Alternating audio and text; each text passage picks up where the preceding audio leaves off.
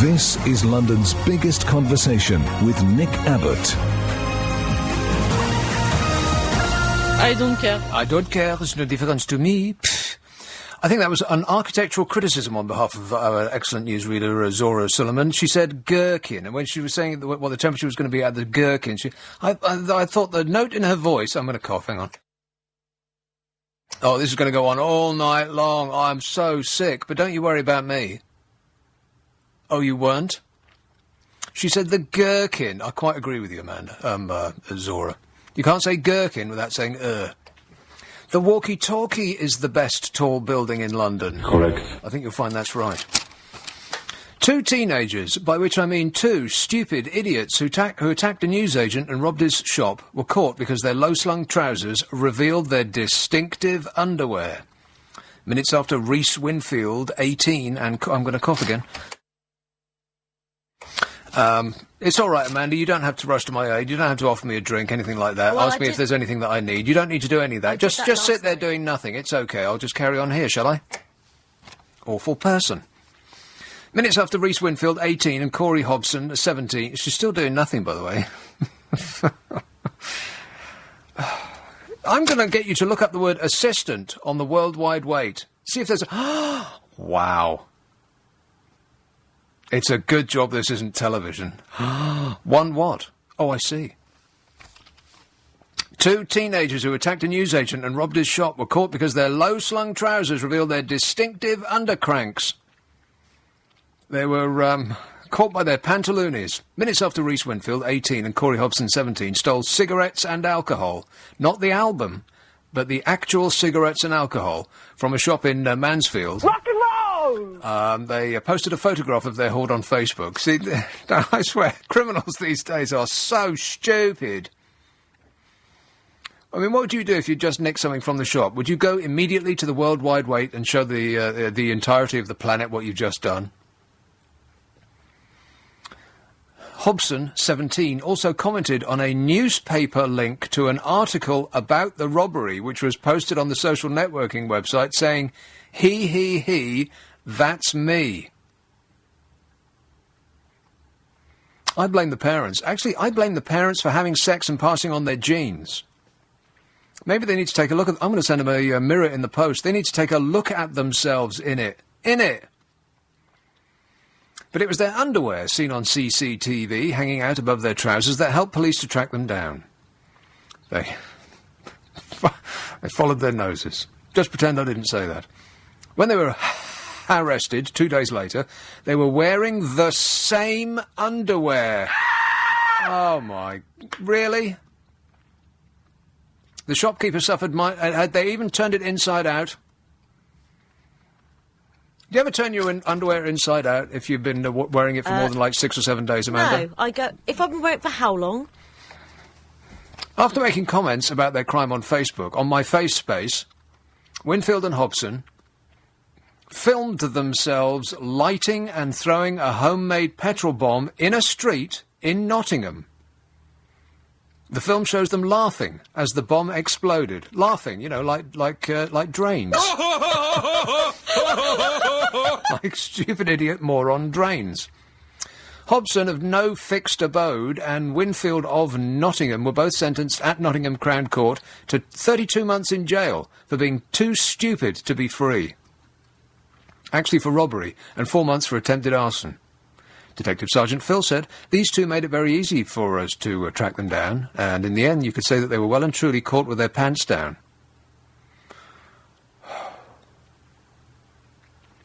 The police with material. Referring to the petrol bomb incident, Neighbourhood Inspector Andy said the fact that they filmed their exploits and laughed at the bang suggests that they were pretty happy with themselves. I doubt they're laughing now. Correctamundo. Now, if that is an example of one of the stupidest things you've ever heard, then I'm a banana. Then I come from Fiji. Speaking of which, talking of stupid, a senior Conservative MP is today exposed for abusing his position by tabling parliamentary questions and motions and offering lobbyists a security pass for the House of Commons after being paid thousands of pounds. An undercover investigation conducted by the Telegraph and BBC's Panorama... Boring! Oh, so dull, that programme. It discloses that Patrick Mercer, a former shadow minister, and as I said yesterday, the first thing that was on your lips when you heard this name, Patrick Mercer, you think, oh, yeah, who's he? He's a former shadow minister, Minister for Shadows. He tabled 5 questions to government ministers and put down a parliamentary motion after being paid £4,000 as part of a contract which he believed would earn him 24 grand a year. What an idiot. And what's the point? You could table 5,000 questions to Parliament and no one would hear it. No one's there. The Conservative MP also established an all-party parliamentary group in support of the cause, being promoted by the lobbyists, which he boasted he had persuaded about 20 other politicians to back publicly. I mean, how did he do that? Roused them from their slumbers, bought them a drink, who knows? Maybe just put a piece of paper under their nose and said, sign this, and they did. No need to read it. Mr Mercer, who signed a contract for £2,000 a month, also agreed to provide a parliamentary pass for a representative of the fictional Fijian client. And I looked up Fiji on the World Wide Web. I bet my glamorous assistant wants to do that right now. See what he can find about Fiji. And I couldn't find really anything at all, other than if they wanted to export anything, they could export beauty. If only they could export beauty, they'd be millionaires. Just imagine a paradise retreat. Whatever picture you have in your mind right now, that's what Fiji looks like. You know those bendy palms that stretch out over endless sandy beaches with nobody on them? That's what Fiji looks like. Well, in pictures, anyway. Isn't that where nanas come from? He says, I don't charge a great deal of money for these things. A parliamentary pass, said Mr Mercer during a meeting to arrange his consultancy fee. He said, it would normally come out at £500 per half day, so £1,000 a day for a parliamentary pass. You know, I went to the Houses of Parliament for a function. They'll never invite me back. And apart from it seeming like a drunken gay pickup joint, and I said this at the time, and I've said it frequently since, and that's absolutely what it looked like. Reeling around they were. Old men being propped up by their youthful assistants. That's exactly what it was like. But the thing that surprised me most was how you could wander hither, thither and yon without a pass at all. I didn't even need to show anybody that I had an invitation. I just joined a queue to get in. And I was, you go through airport security right enough. But at no time did anybody ask me why I was there. I was stunned. Anyway, let's assume that was an error on their part, one that has never been repeated before or since. Do we have complete confidence in security in this country? No. Not really, no. Parliamentary rules ban MPs from undertaking paid advocacy on behalf of paying clients. It is against the rules. And as I'm reading about this, I thought, yeah, but what is lobbying? Isn't it just that? I mean, lobbyists don't just offer their heartfelt advice, you know. And Desperate Dave, he said himself that lobbying was the next scandal brewing, but has been rather quiet about it ever since. He blurted it out, almost as though he couldn't help himself. I bet he thought he was a stupid idiot for doing it at the time, because that's the gift that keeps on giving, like a dog. It's bitten him on his own utterance has bitten him on the bottom. I mean, it's like when some dupe gets caught insider trading in the city. He said, you know, over there, pointing in the general direction of the East End. Those people over there. Yeah, those people. You know, some idiot gets caught insider trading, and they make an example out of him every now and again, like once a year, something like that. But that's how fortunes are made in the city. I mean, correct me if I'm wrong. It's all insider trading, isn't it? Trading on information that isn't out in the public domain. I mean, that's how you get ahead, right? Like taking cash or favours from lobbyists. Not the exception, it's the rule. I mean, if I run a cigarette company, for instance, And I wanted to go and persuade government not to ban logos on cigarette packets. How would I go about that? By putting my case out on a piece of paper and handing it round? Or splurging, doing favours, not necessarily handing people envelopes stuffed with cash, although I'm sure that happens. Well, it does. I've got the details in my hand right now. I have detailed files. Affirmative. But they'll buy them lunch, or they'll say, we've got this conference in inverted commas in let's say Fiji, for instance. Why don't you come over to Fiji? All expenses paid, on us, first-class flights, 5-star hotel, etc. and so on, and we'll put our case to you. Bring the family, why not? No, leave the family at home, bring your secretary. Or we'll provide a secretary for you. Hell, a bunch of secretaries. Mr. Mercer, this Patrick Mercer, may now also be investigated by the police after potential offences of bribery and misconduct in a public office. Alistair Graham, the former Commissioner for Standards... Well, you can't complain about standards in the Houses of Parliament, because there aren't any. He said that Mr. Mercer's actions were totally unacceptable. Oh, he's going to sit him on the naughty step, is he? He said it brings us to cash for questions in the 90s, and is deeply depressing. It's parliamentary prostitution. Whatever the client wants, the client appears to get, he said. Yeah, that's called politics, I believe. It's how it's done. It's the people's elected representatives are acting on behalf of whoever pays them the most. Just like everyone else in society. We're all prostitutes, We're just doing it for the money, am I right? In 2010, Mr. Cameron said that lobbying was the next big scandal waiting to happen. 2010. It's 2013 now, so 2013 minus 2010 is 6 and carry the 3. Well, that's almost 5 years. 5 years ago, 2010, David Cameron said that lobbying was the next scandal waiting to happen. And since then, he said not a jot. In March, Mr. Mercer signed a contract with a lobbying company to work as a consultant, agreed to be paid £2,000 a month. On March the 20th, an undercover reporter provided Mr. Mercer with the wording of a proposed parliamentary motion. On March the 26th, Mr. Mercer submitted an early day motion with almost identical wording. And Mr. Mercer has apparently failed to register his relationship with the firm despite signing a contract in March and receiving £4,000, which all seems like pathetically small potatoes to me. I mean, how much is the banking and the arms industry throwing at politicians to make sure things go their way? Because they've got all the money. They have all the money that Qatar doesn't own. I wish Qatar was called something else. I think if I had enough money and I owned Qatar, I'd call it something else. I mean, I know it doesn't mean anything unpleasant in their own country, but it does here. So, if that is an example of stupidity, I don't know what is. So, I've shown you some, so you show me yours, he said, confidently expecting nothing in response whatsoever. 0845 6060 973. What is the stupidest thing that you are prepared to admit that you have done on radio? Not that you have done on radio, unless you happen to work in the business and you'd like to pass something on, but if you want to admit it on radio, what is the stupidest thing that you've done? 0845 6060 973. Or the stupidest thing that you've heard somebody else do. How about that? Oh, yeah, it was a friend of mine. Not me. 0845 6060 973. Nick Abbott, LBC 97.3. This is LBC 973. This is London's biggest conversation with Nick Abbott.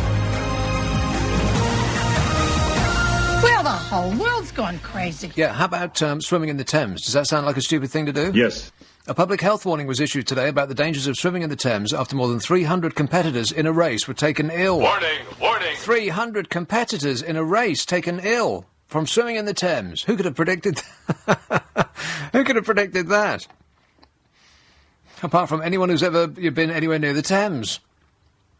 An investigation by the Public Health England, PHE or FE, said that there was a risk of gastrointestinal illnesses such as nausea, diarrhoea, stomach cramps and vomiting.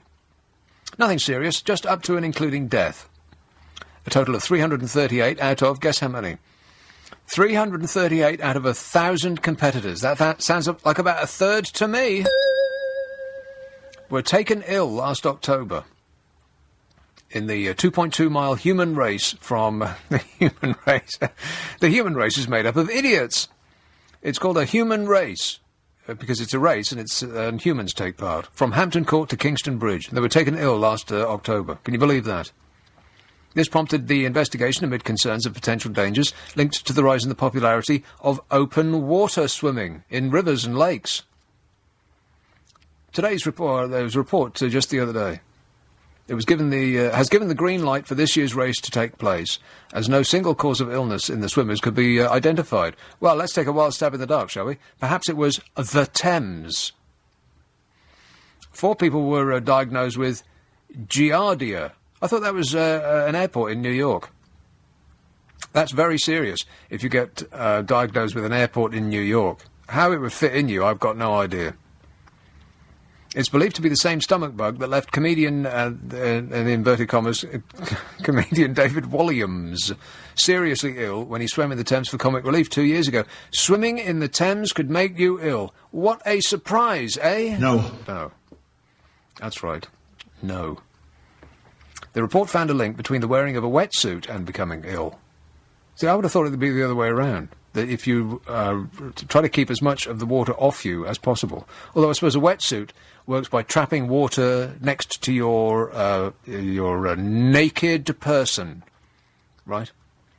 And then you will warm the water up, and then it will warm you, or something like that.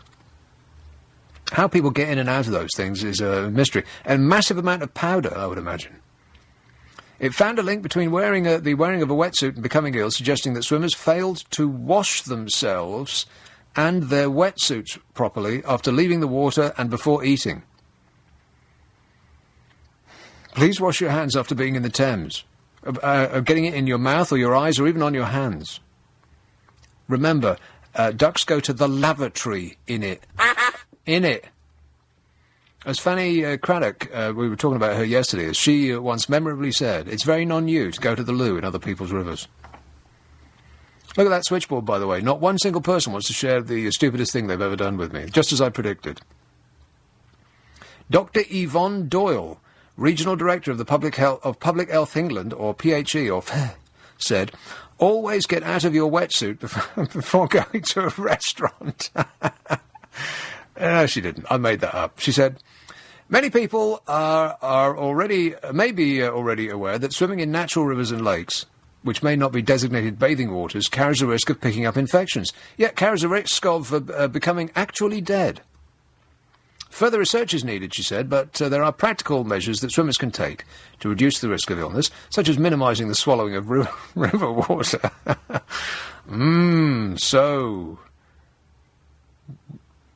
So, I can't even imagine. What must it be like? So, what, meaty?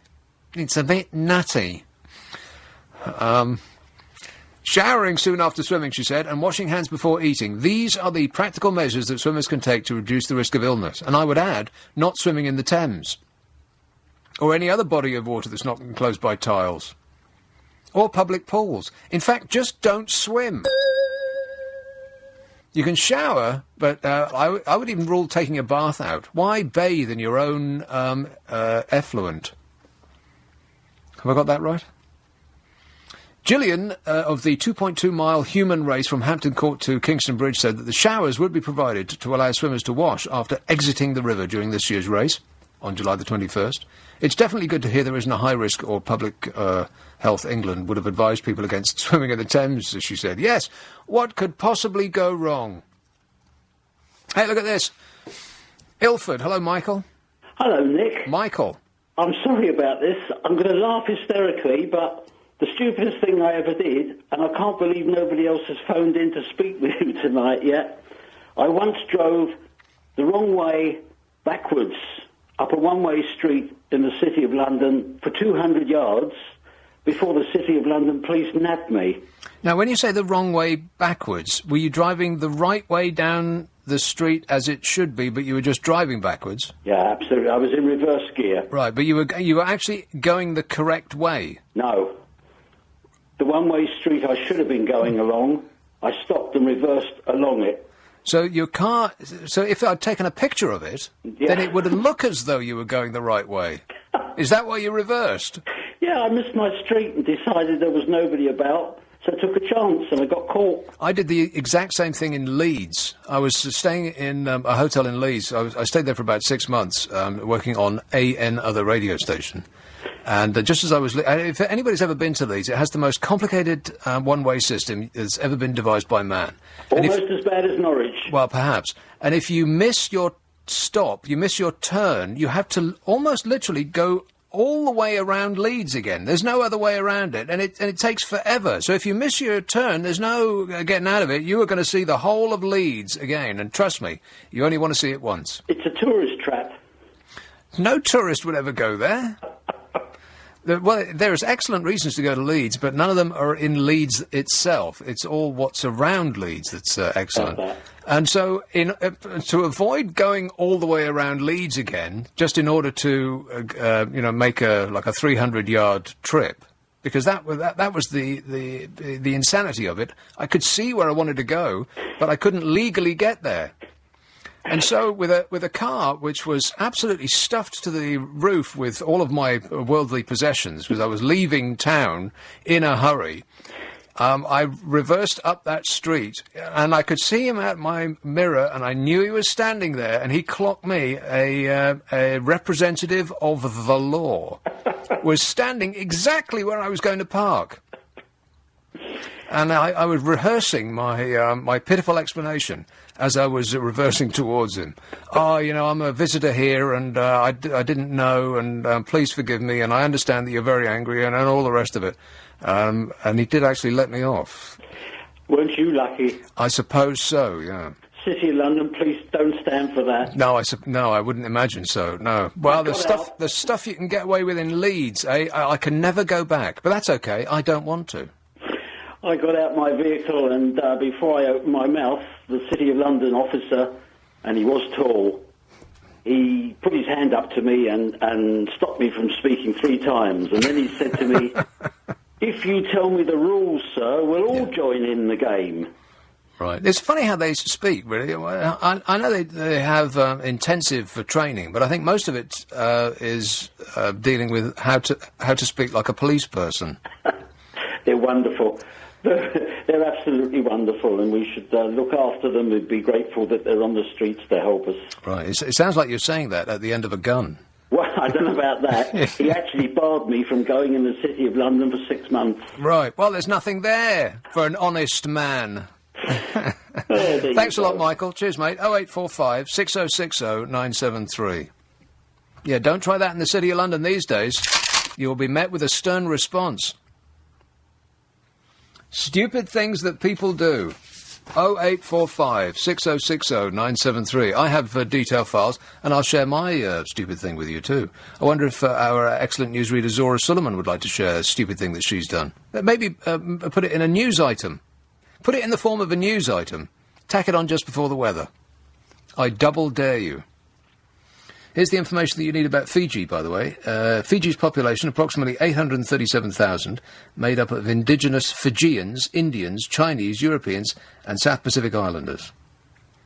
It's a multicultural nation with many religious beliefs. English is the official language. Well, thank goodness for that. At least they could write questions in a language that Patrick Mercer could understand. What is the stupidest thing that you would like to admit to having done on the radio? 0845 6060 973. This is Nick Abbott, LBC 97.3. The time is 10:30. 84850. Tweet at LBC 973. This is London's biggest conversation with Nick Abbott. I want to show you something. I want to show you something really, really stupid. How about a no-tolerance police officer who breaks the law over and over and over again? A senior police officer who spearheaded a zero-tolerance crime clampdown is facing jail after being convicted of a £46,000 insurance and mortgage scam. What? You heard me. Mohammed Razak was in charge of a neighbourhood police team in Bolton in Greater Manchester until he was arrested and his office was raided by the police. Inspector Razak, 53, has been found guilty of fraud. He owned 4 homes. 4! 4! I don't even own one. He owned 4 homes and was trying to buy a 5th, using several different identities in a bid to cover his tracks. His dishonesty started in 2008, when he had a water leak at his home, and a surveyor said the cost of the damage was about £1,200. Razak disputed this and submitted 2 documents from companies showing that the damage cost more than £7,000. And the insurance company paid out £7,685. Well, that's pretty stupid for a start. They showed the damage was £7,000, and the insurance company was so generous they paid out more. OK. The court heard that there was water damage at another house he owned, which prompted a fire service call-out. Inspector Razak submitted an insurance claim for £20,000, but it was rejected. He changed his insurance company on his home in Bradford Road, and in 2010 he claimed again for water damage, having not declared a previous claim to the company. The prosecution says that this damage was the same damage that he had previously claimed for and had not been repaired. He was paid £6,300. I feel like a stupid idiot for not doing it myself. He also applied for a £12,000 mortgage for home improvements on an address in Bradford Street on the basis that he lived there. But he did not. It was rented out. The money was transferred to him in June 2010. In March 2011, the court heard Razak lied about the house he lived in when applying for a mortgage for another property, claiming that he was going to live there. Liar! Sometimes these things, I know they're coming, but they even surprised me. Where am I?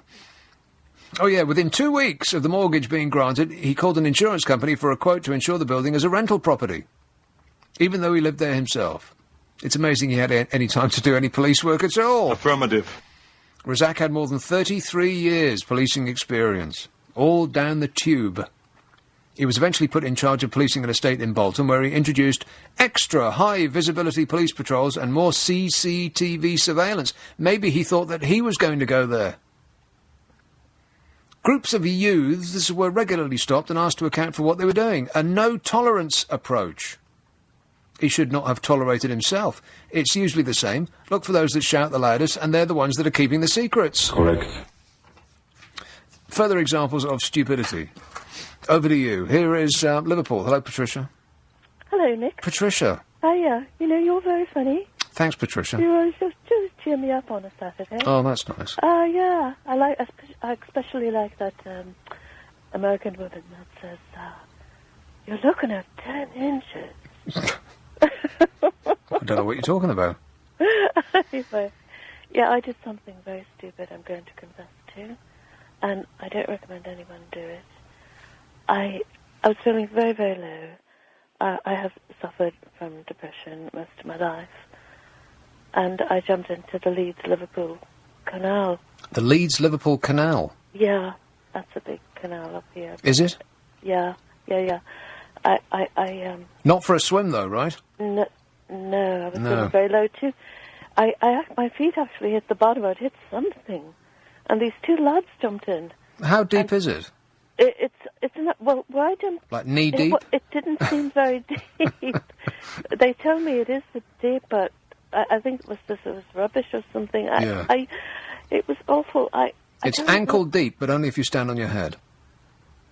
That's very funny. These 2 lads who were nearby came in and heroes. Pulled me out. They're just 2 young lads, teenage boys. Now, when was this? I didn't want to. Because health and safety would advise against it these days. I advise against it. Don't do it. I was very ill. And how long ago was this? It was about 3 years ago. 3 years ago, OK. So health and safety hadn't kicked in then. They obviously hadn't read the rules and regulations. They hadn't read the sign at the side of the canal, and they jumped in anyway. Good for them. I felt bad because I was very ill, and I thought they were very ill, but apparently I found out they weren't. It was terrible. So did you swallow any water? I mean, I know that you're talking about a more serious thing than just gastrointestinal disease, but... Yeah, it was, really bad, and I was not only ill, but I was on a ward. They put me on a ward. I'm not mad. I'm not mental. OK, then. They put me on a ward. And did you thank these lads who saved you? Oh, absolutely. But Yeah. actually, well, I told the police to do that. I don't know who they were. I still don't know who they were. Really? But I thought the minute I jumped in, I felt that water. It was like, oh no, what have I done this? Yeah, well... I was a bit worse. I have to admit, I was a bit worse for wear. Yeah. And I was feeling very, very low, as you do sometimes. Right, well, on your Don't behalf, do I it. will... Don't do it, exactly right. On your behalf, I'll throw out thanks to the lads that saved you. Please We'll do, just put it yeah. out into the There is- ether. We have some wonderful, you hear a lot about kids being Yeah. horrible, but we have some wonderful, wonderful young people up here. Who act like real human beings. Real. They're not like nut jobs, just really care. Well, on your behalf, I will squirt goodness all over them. There you go. Thanks for that. 0845 6060 973. Texts and emails. This one says, how's this for stupid? I wanted an extra socket and a down. No. Well, anything that's got anything to do with electricity, just back away. Put the screwdriver down and just watch television. If it's an electrical problem, if you just wait long enough, it'll probably resolve itself. It says, how's this for stupid? I wanted an extra socket in a downstairs room and had a spare in the room above. A spare socket. I took a socket off an extension lead. I drilled a hole in the floor. I drilled a hole in the floor, I plugged it in and turned on upstairs. I then licked my fingers and went to twist the live wires together to push through a hole. And I woke up on the other side of the room. Yeah, okay, well, yeah. DIY. I bet there's no end of stupid tales of DIY. Don't DIY. Have someone else DIY it for you. Here is Woodford. Hello, Mark. Hey Nick, how are you? Good, thanks. Yeah, I've done various volunteer work in the canals and along the Thames, and part of the health and safety briefing before you start work is they tell you about I think it's Weil's disease. You catch it off rats' urine. Oh, nice. So you've always got to have your, if you've any cuts, you got to put those the surgical gloves over them and wash your hands thoroughly afterwards. And what's the disease called? Is it Weil's disease or Veil's disease? Somebody can correct me on it. Right. It is a You vile... catch it off rats' Yeah, no doubt urine. it's a vile disease, yeah. Don't drink the yellow water. And you're talking. I heard your talk about the swimmers. Like, they can wash their costumes as many times as they want and wash themselves as many times as they want. But obviously, as a swimmer, you're going to swallow a small amount of that water. So, I wouldn't go anywhere near it. Well, I'd go near it, but I definitely wouldn't go in it, and I wouldn't touch it. And they told us that if you felt to feel nausea or sick, say within 24 hours, 48 hours, to go to the doctor and tell them what you were doing, where you were. Yeah, I'm feeling nauseous just thinking about it. What volunteering work do you do on the Thames? It's just like taking some of the rubbish out sometimes. Really? Along the canals, maybe. Well, I haven't done it for a few months. Say taking off the graffiti. And why do you do that? What is it that makes you volunteer like that? To be one of the good guys? It's on a Sunday morning. Get up on a Sunday morning. I've made friends through it. Yeah. So, what kind of things do you pull out of the rivers and the canals? Anything from shopping trolleys, baskets, bikes, tires. Yeah, Fish? We're always told that if you come across a needle, the needles, just leave them there, and somebody that's trained will put them into a special disposable box. What on earth is it that possesses people to throw so many shopping carts in bodies of water? I'd never really been able to understand that. Shopping trolleys. Shopping trolleys, yeah, that's what I'm saying. Yeah. Shopping trolleys always end up in rivers. Why? I know. It has to be the most popular thing for just, once the tide's gone down, it's nothing but shopping trolleys. Yeah, they don't float. They could take a bag. They get more money out of it. They could get. But most of them you have to put £1 in to get a £1 bag. Well, that's right. They cost an enormous amount of money. You'd be surprised. You could buy a car for the amount of shopping trolley costs. Yeah, and it's costing the supermarkets. The supermarkets money. Well, you no, know, actually, to yeah, replace it doesn't, because they just, like banks, if a bank gets fined, then they just pass the fine on to us. It doesn't affect Yeah. them in any way whatsoever. It's the high price of food is partly to do with all those sunken shopping trolleys. Yeah, as I say, there's lots of weird and wonderful stuff that's you can find in the canal. Yeah, I can imagine. Once they talk about the low tide in the Thames, if you go down, say when it's at the lowest, which is a couple of times a year, you'll be amazed at the things you find. Yeah, if you go down to the Thames on that day, you're in for a big surprise. You are indeed. All right, You are thanks. indeed. Thanks a lot, Mark. Thanks for your good Okay, work. thanks. Cheers, mate. 0845 6060 973. By text and email, the stupidest thing I've ever done, either voting in a general election or paying my licence fee. Possibly paying tax on my earnings also, says Paul in Peckham. Paul in Peckham, you're the only person in the country that does, you stupid idiot. You pay taxes? Why would you do that? I've got detailed files about taxes. On and on and on. No end of them. There's there's a European election coming up, and then there's people will be banging on about the general election in short order, and we may get more TV debates. Hang on a minute, I'm going to cough. Yeah, we may get more TV debates, and UKIP is going to take legal action if any attempt is made to exclude the party from television debates ahead of the next general election. Nigel Farage has said. Now that's made me want to cough again. Hang on. Amid increasing signs that the Conservatives would pull the plug on televised leaders' debates if Mr. Farage was included, the UKIP leader said he would be prepared to challenge efforts to stop him taking part in the debates. The UKIP leader. Now, whenever I say, and I don't mean this to be offensive in any way, but whenever I say Farage, I'm always thinking about what. I don't know whether I should say this. Maybe I should run this past you, Amanda. I'm always thinking, has he had his teeth cleaned? I bet politicians' breaths, in general, don't smell that great. What do you think? Because they'll get up early in the morning, to do a bit of conniving and thieving and, a bit of light larceny and all the rest of it. And then they don't get to brush their teeth, and then, they go to lunch, port and game and all of the rest of it. And then there's beer and fags all the way through the day, and they don't get to go back to where their toothbrush is until late at night, until they've, managed to filch as much as they can out of the system. Can you imagine how their breath smells? Which is always the thing that I think of every time I say Nigel Farage. Hang on a minute. Oh dear, I'm ill. Anyway, he's going to take him to court. But you're thinking about that now, aren't you? The breath. Can you imagine, Amanda, sticking your nose in that?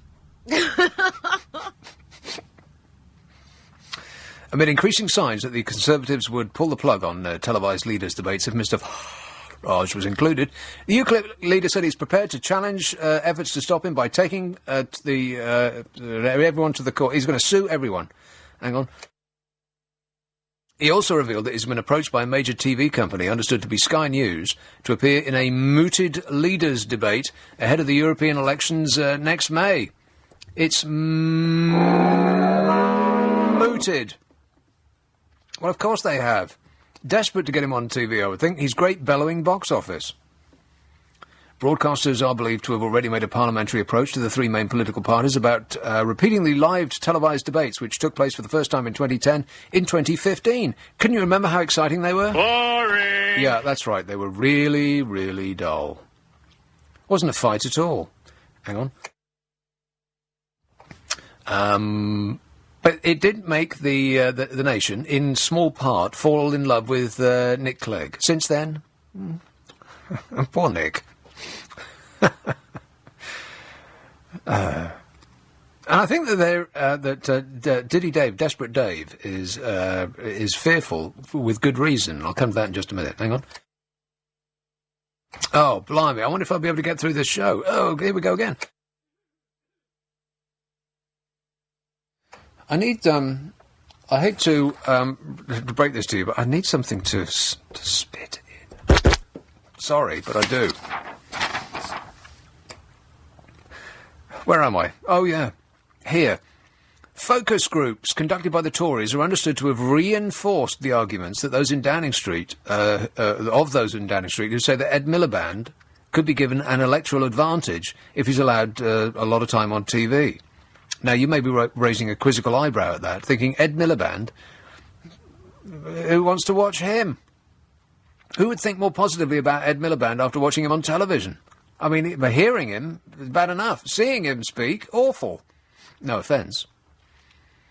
However, party strategists showed short clips of Mr Miliband taken from news programmes and asked voters to rate the Labour leader. Just a short clip.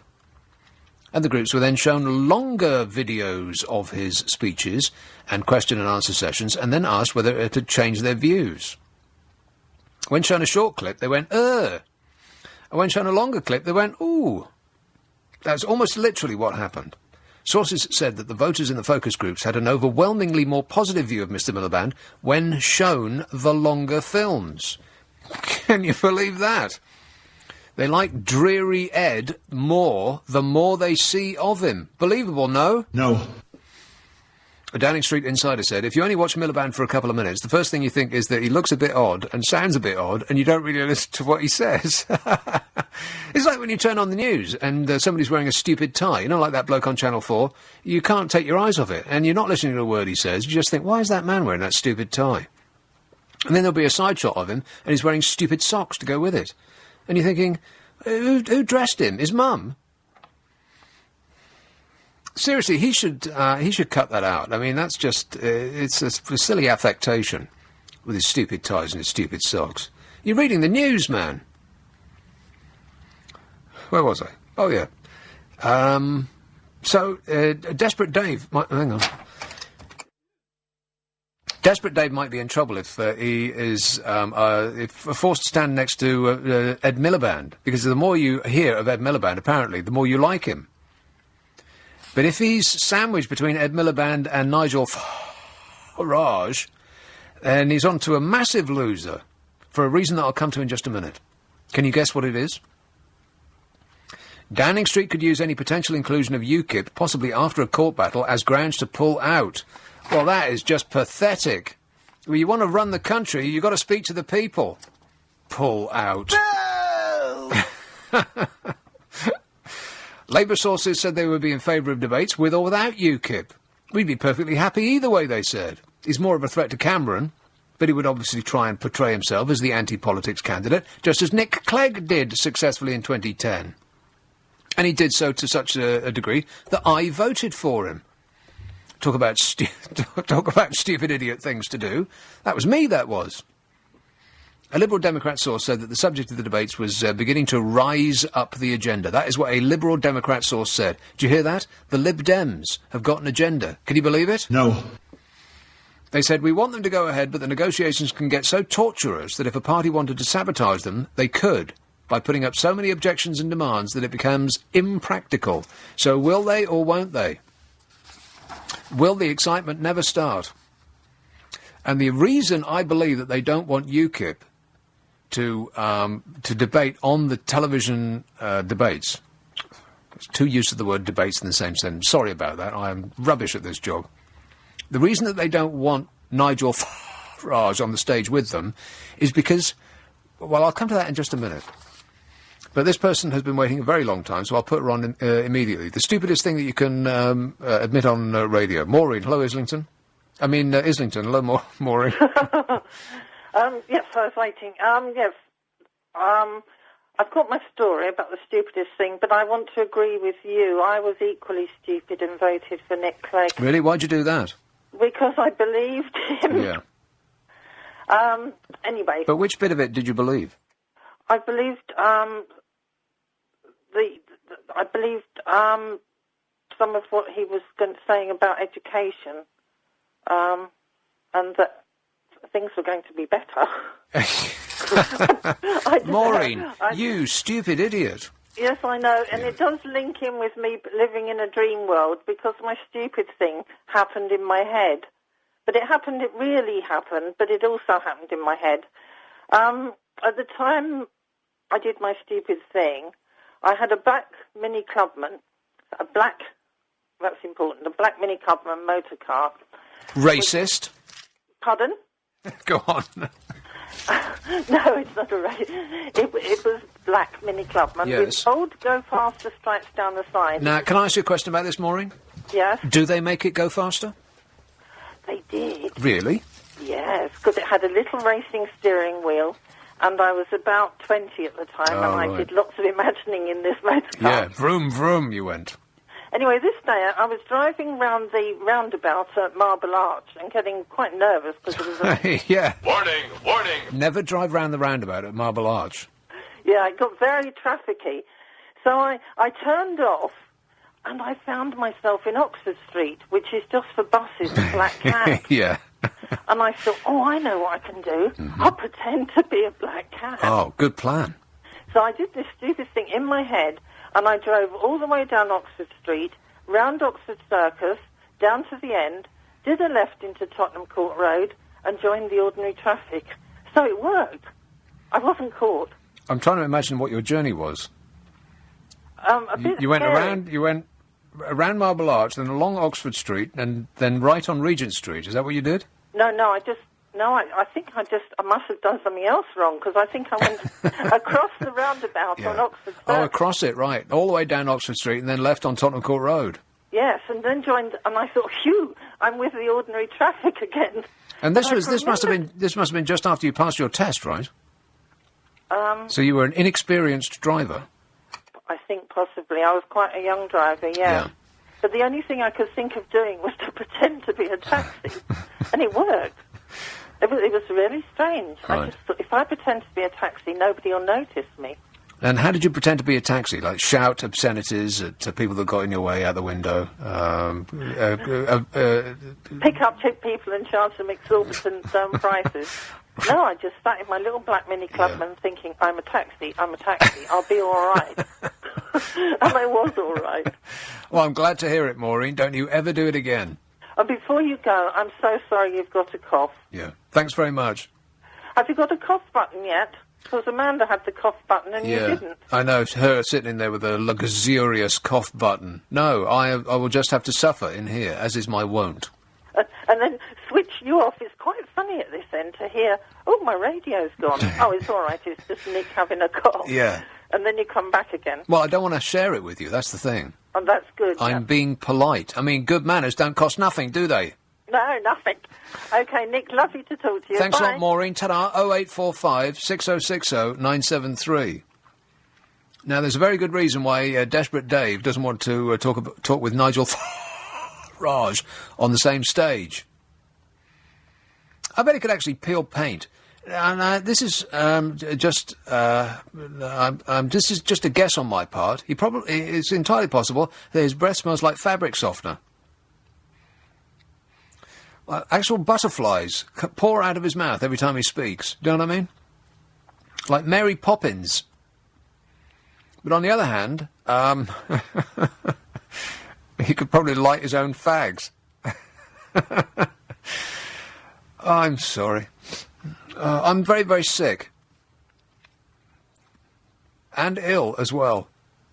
0845 6060 973. Here's the reason why, I haven't got time for it now, so I'll do it after the new news. What? I was just agreeing with you. No, you haven't got time to do that. Right. And stop saying Farage, because it's making you cough. I know it is, yeah. Every time I do it, I feel... See, this is one of the... Stupid, yes. Absolutely right. Correct. Yes, thanks for pointing that out, Amanda. Anytime I do anything stupid, I want you to wave your arms in the air like you just do care. Doing it right now. I would like you to point out to me every time I do something ridiculous or asinine. Excellent. Will you do that for me? Be a pleasure. Yeah, I'm sure it will, yeah. This is the most animated and interested in this show you've ever been. You're on the edge of your seat. I'm going to give you your own sound effect. You can play that any time that you think I'm being daft. I'll give you that with my compliments. You're welcome.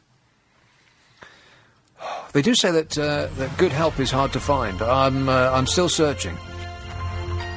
0845 6060 973. Text 84850. Email nick@lbc.co.uk. And Twits tweet at LBC973. And Twits is what I'm after. The stupidest thing that you would care to admit that you have done on the radio. Not that you've done on the radio, but that you have done. That you want to admit on the radio. I could tell you some stupid things that I've done on the radio. Oh, I could write a book. If only I was contractually obliged not to.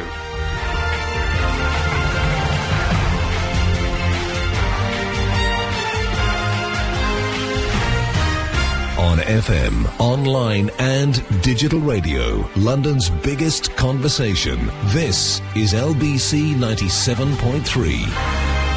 And 3. This is London's biggest conversation with Nick Abbott.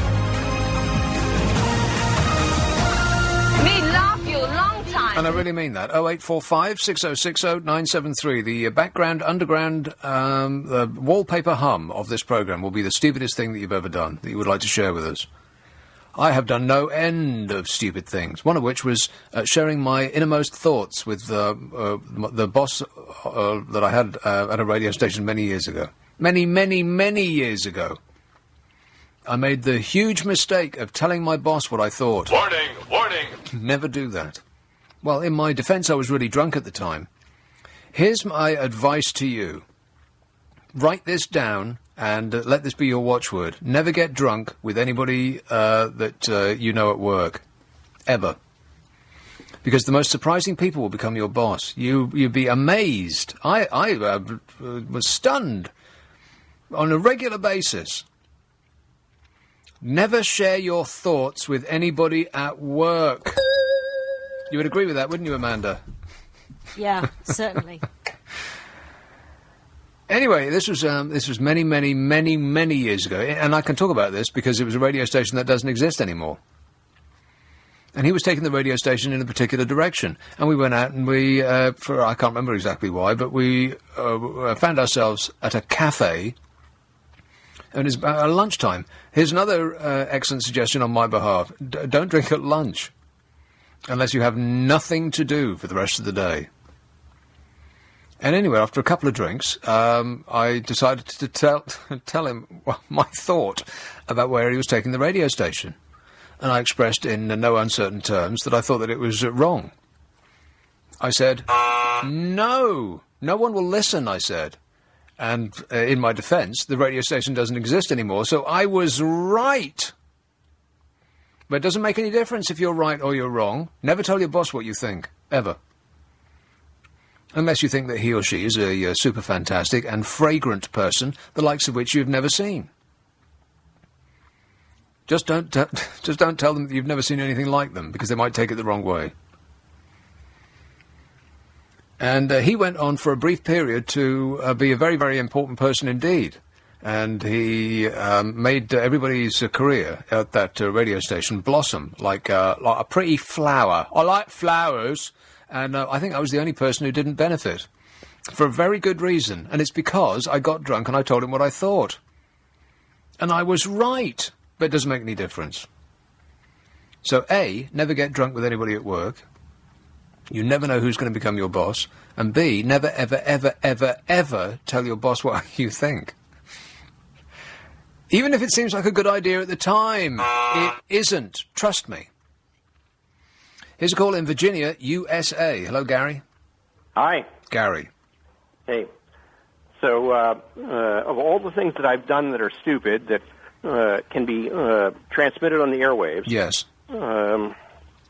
Without serious... Incurring fines, yeah. Right. When I was a teenager in Denver, Colorado, it had been snowing for weeks, and I needed a job, and I replied to an advert, and the fellow said, go across the street and get that van, here's the keys, and bring it out to the front, and we'll load these samples of deodorant, and you'll get 10 or 15 young fellows to deliver them to doorsteps in Denver. Deodorant? In Denver. Deodorant, yes. Samples. Okay, hang them on the doorknobs of the houses. I get you, right. All right. So, wanting to please, I dutifully walked across the street through the snow and through a gate and found the van in question and got in it and turned the key, and the engine started over. And then I put it in reverse to get it out of its spot, and nothing happened. It was an automatic transmission. You don't have many of those over there, but yeah, we do. You know, we've got electricity and everything over here, Gary. Right. Go ahead. Right. And you push on the gas, and it's supposed to move. Yeah. And it didn't. And so, I've left out a little bit. Oh no! As I was going through the gate into the parking lot, this fellow rushes out of a building nearby and says, "You won't have any problem getting past my brand new station wagon parked here, will you?" And I said, "Absolutely not. Yeah, There's no. plenty of room. No problem." Of course. Okay. So I'm turning this thing over and trying to get it to move, and it doesn't move. And so I figure, well, I can't be this deficient at the first thing I'm being asked to do. So I rev the engine. You know, I just get it going really fast. What could and possibly then go pop wrong? It into reverse. Mm-hmm. It started moving. Started moving rather well.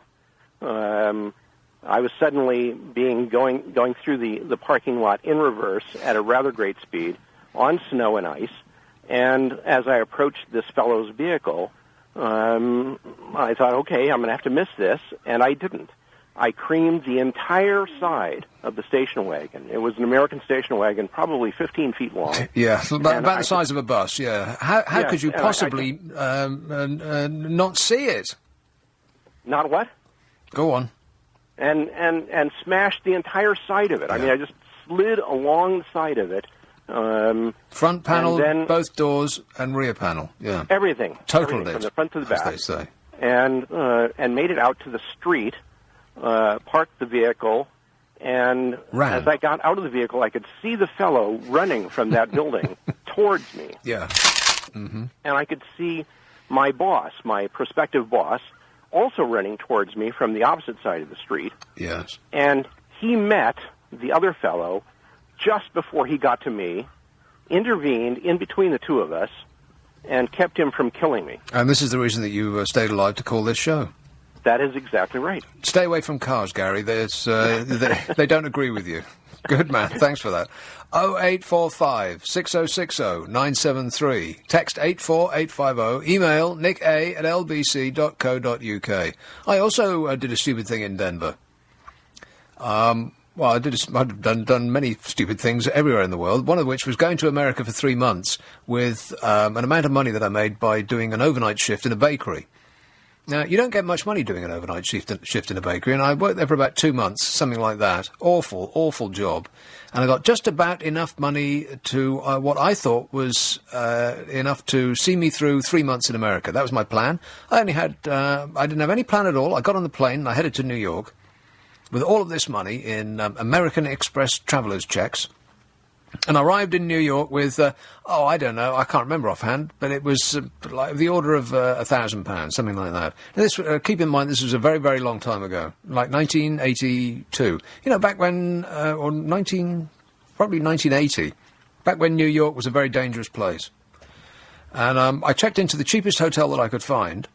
It was so cheap, it was on the verge of what they call Alphabet City, where the avenues start becoming like Avenue A, Avenue B. And at that time, I don't know what it's like now, probably only millionaires can live there. But at the time, it was extremely dangerous, to the point that the man at the desk in the hotel said, when you leave the hotel, don't turn left. Only turn right and walk quickly, as though you have purpose. Even in a hotel like that, and on the first night, the police fished a dead person out of the room opposite me, and there was no bathroom or toilet in the room or anything like that. It was just shared with the vagrants that were holed up there down the corridor. I spent half of the money that I had taken with me to spend 3 months in the States in 1 week in New York. What an idiot. And so I was thumbing lifts from that moment on. I've thumbed lifts, never mind about thumbing across America, and at the time there was a serial killer operating in the exact places that I was thumbing lifts. And his modus operandi was giving lifts to stupid idiots who had their thumb out on the side of the road. And then posting the various small chopped up bits of them hither, thither and yon.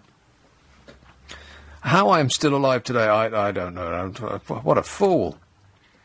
Anyway, one of the things that I did was in Denver, and you just, in order to get work, I think you just used to stand on a corner, and somebody would come by, like a builder of some sort, and he would say, "Get in the back of the van." And so I, joined the Mexicans that were there, and I found myself dismantling a school, dismantling the roof of a school.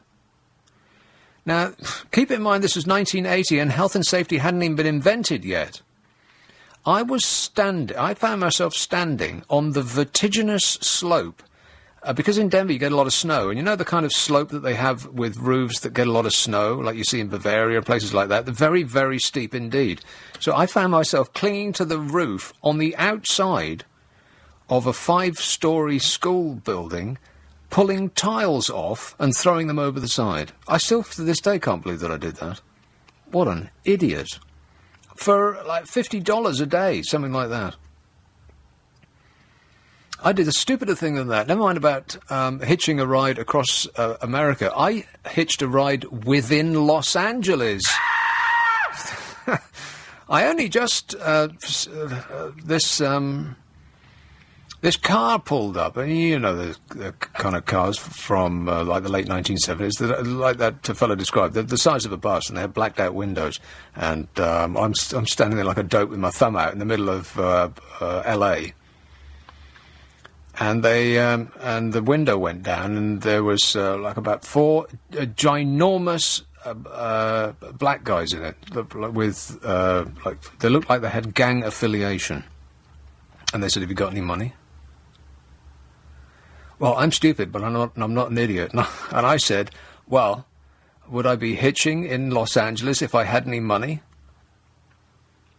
And fortunately, it's probably the only reason I'm still alive. They thought, "Oh, okay then, and we won't give you a lift," and they carried on. The most dangerous lift that I got in LA was a woman who was I'd say she was about 80 years old. She must have been stupider than I was. She stopped and gave me a lift. I was hitching in L.A., about 80 years old, and she was driving a bright yellow Volkswagen Beetle. I've never been so scared in my life. This is a woman who had no regard for whoever else was on the road at all. If she wanted to turn left or right, she was going to do it without indicating at that very moment. Mirrors meant nothing to her. It was manoeuvre, indicate, mirror. I never thought I'd arrive alive. I actually should write a book, if only I had the wherewithal and the time. But you know, I'm up to my eyeballs, what with working 2 days a week and all. Here's a call in Wood Green. Hello, Margaret. Oh, hello, Nick. Margaret. You've just had a wonderful idea, but you don't know you've had it. Really? Yes. You said a little earlier that the debates by the politicians were going to be repeated for the next general election. And I thought you meant the old debates. And wouldn't that be wonderful? We could hear them all a second time, promising all the things which they don't do. And we could say they didn't do that, they didn't do that, they haven't done that. And that's actually a good idea.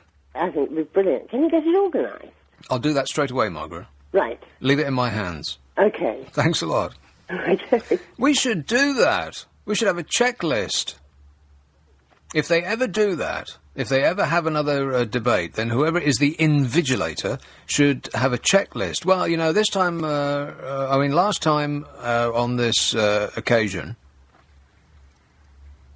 you said the following. And just watch them as they blanch. I can still hear her. How come I can still hear her? I've turned her down, but I can still hear her. Are you still there, Margaret? Yes, I am. Yes.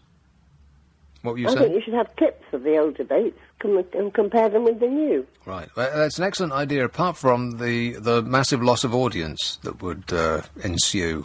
Oh, I think they'd boost it. Really? Surely. Cheers. People making idiots of themselves is fine pastime. Right.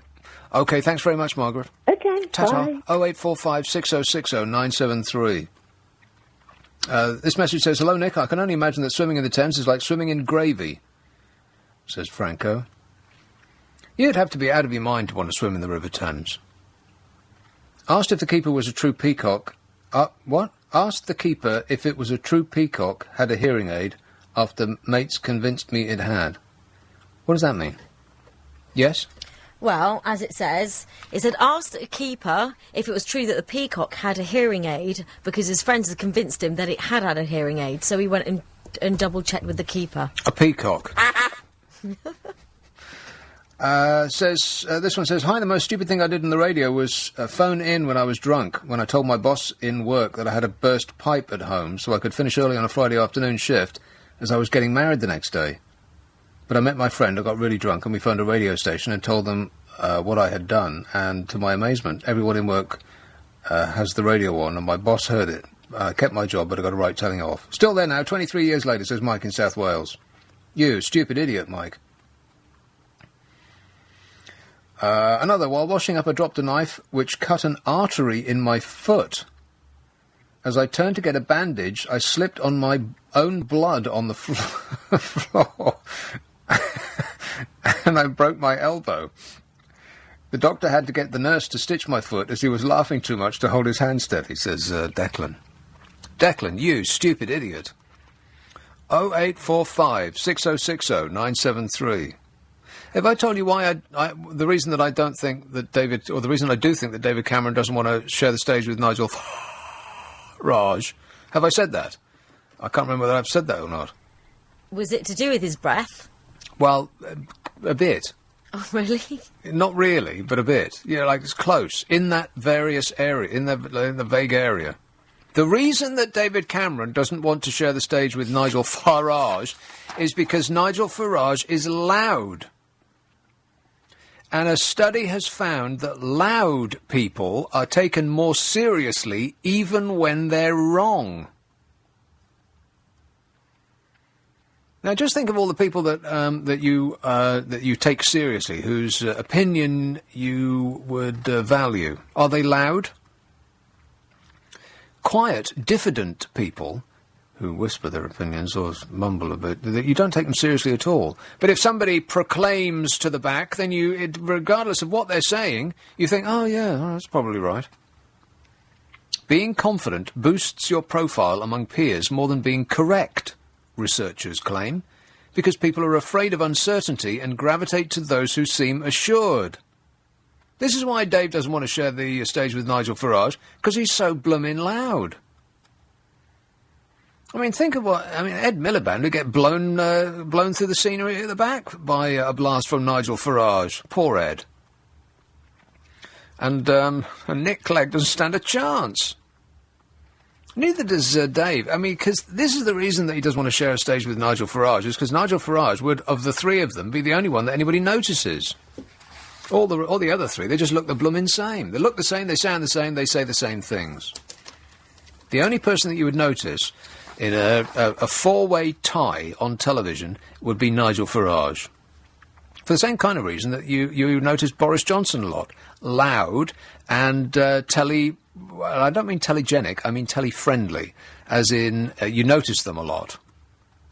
And you wouldn't notice the others, they just blend into the scenery, everybody else. And Nigel Farage would be bellowing to the back, and you wouldn't be able to take your eyes off him.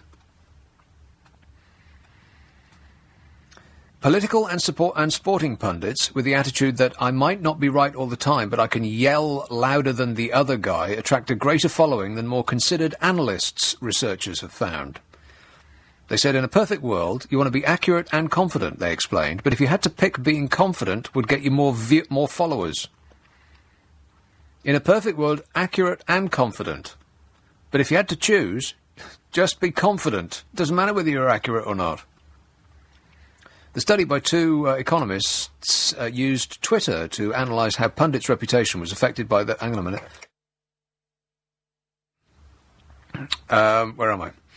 The study by economists used Twitter to analyse how pundits' reputation was affected by their confidence and accuracy at predicting outcomes to sporting events. They analysed tweets in which professional pundits and fans made predictions about winners of a series of high-profile baseball matches. Boring! So dull. But let's not get bogged down like that. Each tweet was given a confidence rating depending on its language, with words like destroy and annihilate scoring higher than beat, for example. Both the pundits and the fans' predictions were worse than chance, with professional analysts only proving correct 47% of the time, and amateurs 45% of the time. Well, it sounds like the fellow that's running your pension, right? You might as well you might as well just throw a dart in the board. Pundits' confidence was measured as 50% higher than amateurs. In other words, the people who were doing this professionally, who were calling future scores professionally, they would say things like, such and such a team is going to annihilate another team. They proclaimed very confidently that they were right. Whereas the amateurs were saying, well, they might beat them, I think they probably will, like iffy, wishy, wishy-washy. Presenting their findings at an annual meeting of the Academy of Economics and Finance earlier this year, they explained that being confident could increase a pundit's following by 17%, while predicting every game correctly only raised it by 3%. Do you want to hear that again? If you predict every single game correctly, then it will just get you a 3% increase in the amount of people that will follow you on Twitter. If you just shout loudly by proclaiming your confidence, whether you're right or wrong, it will increase your following by 17%. And there was a similar pattern among amateurs. Those who just shouted the loudest, who appeared the most confident, would get more people following them than those people who were just correct. Now, this is an indication of how stupid people in general are, right? In general, pundits are better served by being brash and making people excited, they claimed. The fact that people don't like uncertainty would suggest that they don't like the idea of a person standing up there saying, well, I'm 90% sure, I'm not 100% sure, I think I might be right, and this is what I believe. People aren't drawn to that. People are drawn to, I am right, shouting, bellowing, like Nigel Farage does. Better to be loud than right. You would agree with that, wouldn't you, Amanda? Yes! Here's a call in Dagenham. Hello, Lisa. Hello, Nick. Lisa. I was just ringing up about the most stupidest and, just really mental thing that I've done. Yes. Many moons ago, when I was a teenager, me and my sister used to play jokes and pranks on each other. And one day I was in the living room and I couldn't spot her anywhere. Went up to go to the toilet. Someone was in there, so I just assumed she was in there. So, playing a trick, as I used to do, I stood in front of the toilet door, done a great big moonie, waiting for her to come out. But to my horror, when the door opened, it was my brother-in-law. And I've never, even to this day, I mean, I'm 44 now. Yeah. I must have been about 14 at the time. And even now, I can't even look him in the eye. Yeah. But no one else knows. Seared on his eyeballs, on his retinas. You'll never be able to forget it. But I'm really embarrassed whenever I'm not near him a lot, but when I am, I can't look at him. Yeah. And like I said, no one else, well, they know now, but I've kept it a secret to this day. Yeah, he'll never look you in the eye again. Thanks a lot, Lisa. Thanks. I remember being on. Hey, what is it about being on a boat that makes everybody want to wave to each other? Isn't that weird?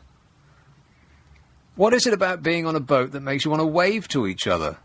They've just started an excellent bus boat service, and everyone should use it, because if you don't use it, they'll take it away again. They're trying to get people to use the Thames, our greatest avenue, the thoroughfare that is the reason that we're all here, is so underused. People crowd onto the tube and onto the roads and on buses and trains and all the rest of it, and the river is completely uninfested with commuters. Use the river. They've just upgraded the transport service on the river. If you don't use it, they'll take it away again. Anyway, I used it a couple of times, and it strikes me that every time you pass somebody, they're always waving at you. What is it about being on a boat that makes them wave at you? And you might think, what on earth has this got to do with what that nice lady was just saying? Well, I can remember going down the river to Richmond and beyond. And it was on one of these sort of nice, peaceful afternoon cruises. and it was absolutely stuffed full of elderly people, old-age pensioners, nice little ladies with a bright purple hair, you know the type. And they love a little bit of a wave on the boat. Oh, hello. There you go. People on the riverbank as you go by, people on other boats. Everybody has to have a wave. Why they do that, I've got no idea. Because you don't wave at people in a car. If you waved at people as you were walking down the street, you get locked up. Someone would punch you up the nose. And as we entered into Richmond, there were a gang of youths on the side of the river, and they were waving quite madly at the boat. And I thought, there's something bad going to happen here. I just had an instinct. And they were waving madly until they got the attention of all the nice little old ladies on the boat.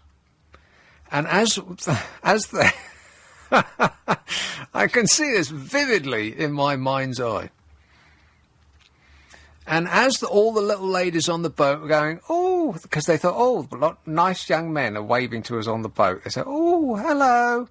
And as they had achieved the attention of all the nice little old ladies on the boat, the youths on the bank, as one, turned around and dropped their pantaloons and smacked their bottoms at them. And I could see it coming a mile off.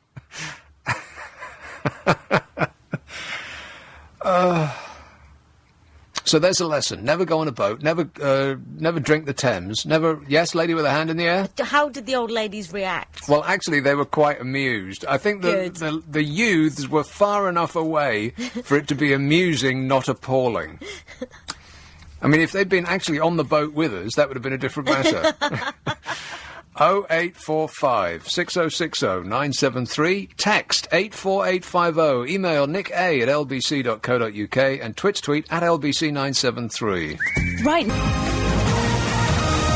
Who do you think you're talking to? Yes, we're talking about various different stupid things that you have done or you've heard done. How about this? A mother turned up at a hospital accident and emergency department to demand that doctors remove doggy doo safely from her daughter's shoe. I am not making this up. The case is said to be an extreme example of the rise in irresponsible visits to the Whittington Hospital in Archway. Ah, well, Archway should have said. Sparked by the chaos in the 111 helpline. Is that how you say it, or is there a cuter way of saying it than that? 111. That's awful, isn't it? 999 kind of trips off the tongue. 111 doesn't. 111. Or 111. Well, 111 sounds better. The hospital, which is being forced to sell off buildings and axe 570 staff due to financial pressures, saw an 11.5% increase year-on-year in attendances to casualty after April's chaotic launch of the phone line left patients unsure where to turn for help. Well, if what you want is to remove doggy doo from your shoe, turn to, I don't know, a stick, for instance. Other trivial complaints included patients complaining of common colds and headaches, as well as other non-urgent illnesses where GP assistance is more appropriate, or just suffering through it like I do. Not that I complain. You know me, I never complain. Martin Clute, chairman of Islington's Council's Health Committee, branded the mother... He branded the mother a nutcase. Well, don't sit on the fence, Martin. Tell us what you think. He branded the mother a nutcase. And said, I am lost to explain why someone should behave as stupidly as that. Doggy doo on her child's shoe, eh? Sounds like a job for accident and emergency to me. How can you be that stupid and reproduce? That's the stunning thing to me. I mean, how can you know what to do? I am amazed. Actually, I'm not. Well, a little bit. Here is Shepperton. Hello, Mark. Good evening, Nick. How are you? Good, thanks. Stupid things happen to somebody? Yeah. yours truly up a ladder cleaning the roof of the caravan on a site down in Dorset.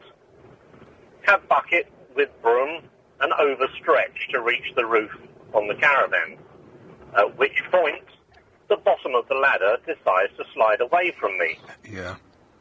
All I can see flashing in front of my eyes is the top of the ladder almost about to puncture the side of the caravan.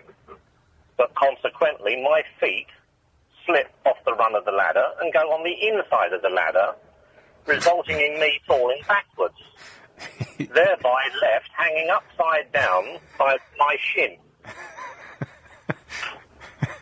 Whose then dearly beloved and her best friend have come along and hold me up by my head and my shoulders while I proceed to try and release my feet from inside the ladder. Yeah. Quite hard, I would imagine. Pardon me? Quite difficult, I would think. Very, when you're looking from the world upside down. Yeah. At which point, I'm now laid out on the ground, and the camper next door, who proclaims to be a first aider, proceeds to rub his thumbs with quite severe pressure down the front of my shins to see if my shins are broke. Thankfully not. But I taken to Poole General Hospital to the A&E because I've virtually shaved all the skin off the front of my shins. Nice. To be greeted by a doctor in casualty who'd only got one arm and one leg. A doctor? Correct. And apparently the nurses explained he was their best casualty doctor they've ever had. He was scooting around literally on one crutch under his left armpit with my file and x-rays with one arm and one leg. And I took one look at him and one look at me and thought, what have I got to worry about? Exactly. Be gone. Yeah. All right. Thanks very much, Mark. He was the best A&E doctor they'd ever had. Well, he certainly had a great experience of being in A&E, eh? Speaking of which, a pensioner dialed 999, claiming her house was on fire, but when firefighters arrived, they found that she had accidentally left her central heating turned full up. The woman dialed the emergency number, claiming that the temperature just kept going up and up. She told the operator that she thought her home was on fire. Firefighters attended the scene at 1:40 p.m, but found that the stifling heat was being caused because the radiators were on full blast. In the past, fire brigade... Oh, poor old lady. In the past, fire brigades and other emergency services have revealed the bizarre emergency calls they receive in an attempt to warn others against dialling 999 unless it's an emergency. Warning! Warning! One man called the fire brigade when he got stuck in a child's toy car. And a woman once phoned for help because she had dripped glue on her leg and stuck her jeans together. Last year, a 999 caller wanted to report a stolen snowman, and another mistook the moon for a UFO. One caller rang 999 to report trouble being served at McDonald's, while another called for advice about retrieving a laptop password. And there was another 999 call from a male saying, "I've run out of toilet roll." And police received a call from a sober-sounding man outside Exeter Police Station asking for a lift back to Crediton. He told the operator he'd spent all his money due to it being Christmas and said he was struggling to get home. In another example, a woman had been trying to contact her local Chinese takeaway and called the police after finding that they were not answering. She called the emergency number to ask if they knew if the takeaway had closed down or moved. She said to the operator that she had no concerns for them, it's just that she wanted some food. Another member of the public called 999 to say that her electricity had gone out and they needed to sort it. You see what I mean? I know this is a controversial thing to say, but you should go through a test, some kind of IQ test, before you're allowed to reproduce. Am I right? A man asked for the phone number to a plumber as he had come home to find that he had a leak in the bathroom. And one caller to 999 asked for a paramedic to take his dog's temperature. And here is a recording of what was going on in those people's minds at the time. Yeah, it's a bit like that. Here is Hounslow. Hello, John. Hello, Nick. John. Oh, Nick, you make me laugh so much. Thanks, John. You cheer me up because I'm not really very well. You always cheer me up. Right, never mind about you. What about me? No. off the subject a little bit. I want to talk about the badger coal. Oh, God. Really? Well Nick, have you ever seen a badger, Nick? Only on television. Well, it's a wonderful sight. And, you know, if you know the A24 goes up past Box Hill? No. Oh, well, the A24 goes to Box Hill in Surrey, and there's a pub there called the William IV. And if you sit in the garden at night, the wall is the edge of the woods, and the landlord puts peanut butter sandwiches out, and they come out to the wall. It's an incredible sight. Now, what I'm thinking, Nick... I'd be concerned. I mean, because they look like wild animals to me. They look like vicious animals with teeth and everything. Well, they're not really, but they're very timid animals. What do they eat? People, I bet.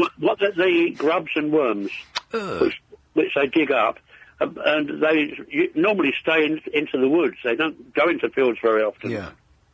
Now, I'm thinking, Nick, are the badgers passing TB onto the cattle, or are the cattle passing them onto the badgers? Yeah, let's kill the cows. Well, save the badgers. I've got another theory about cows, Nick, and that is that they've given this feed of pellets to fatten them up for meat. Yeah. Now, we eat steak and meat and things. How do we know that that's not passing on to us and all the McDonald's and things that are making you fat?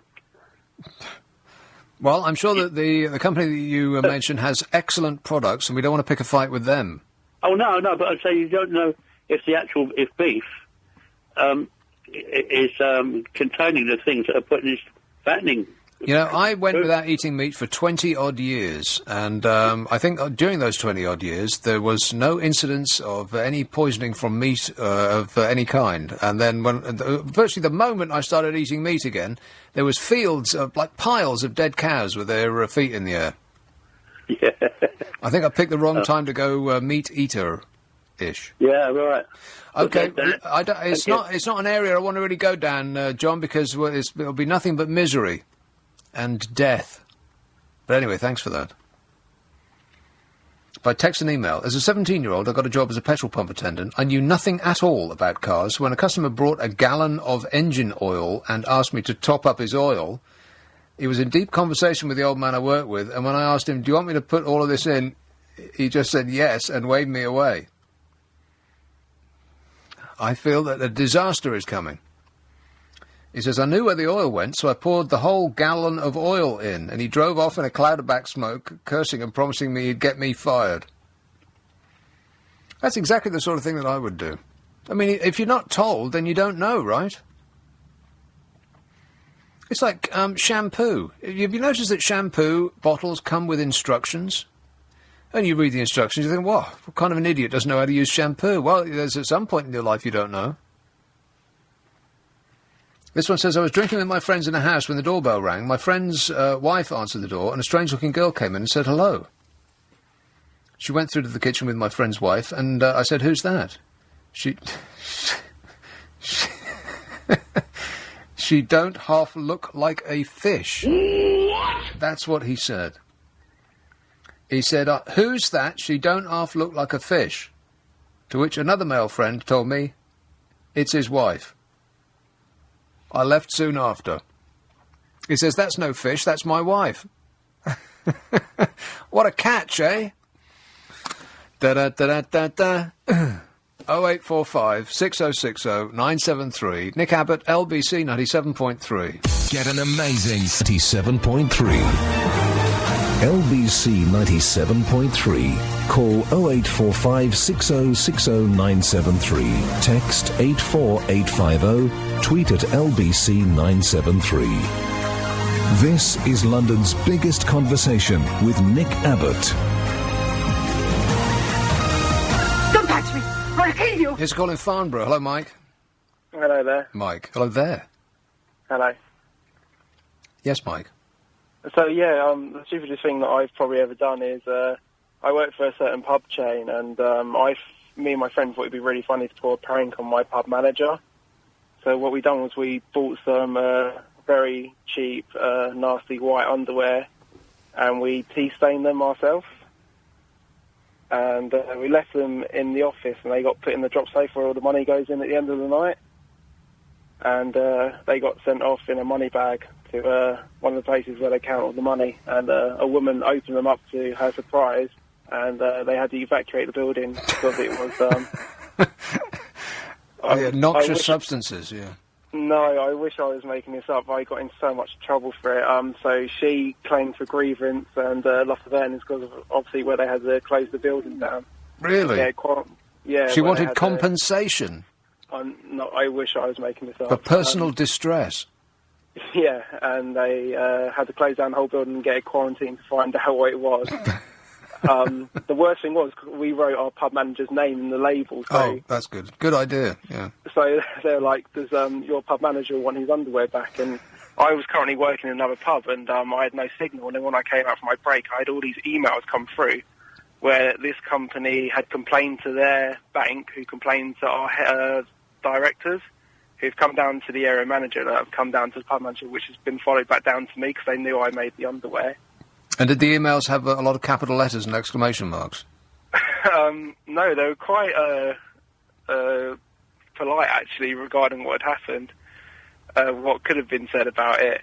And it was just that first meeting I had back at the pub, because obviously I had to do a full investigation about it, because the woman wanted to take it further. An investigation, yeah. Yeah, because they wanted to know how these underwear had been mistakenly put in the drop safe. Yeah, what an accident, eh? Literally and metaphorically, an accident.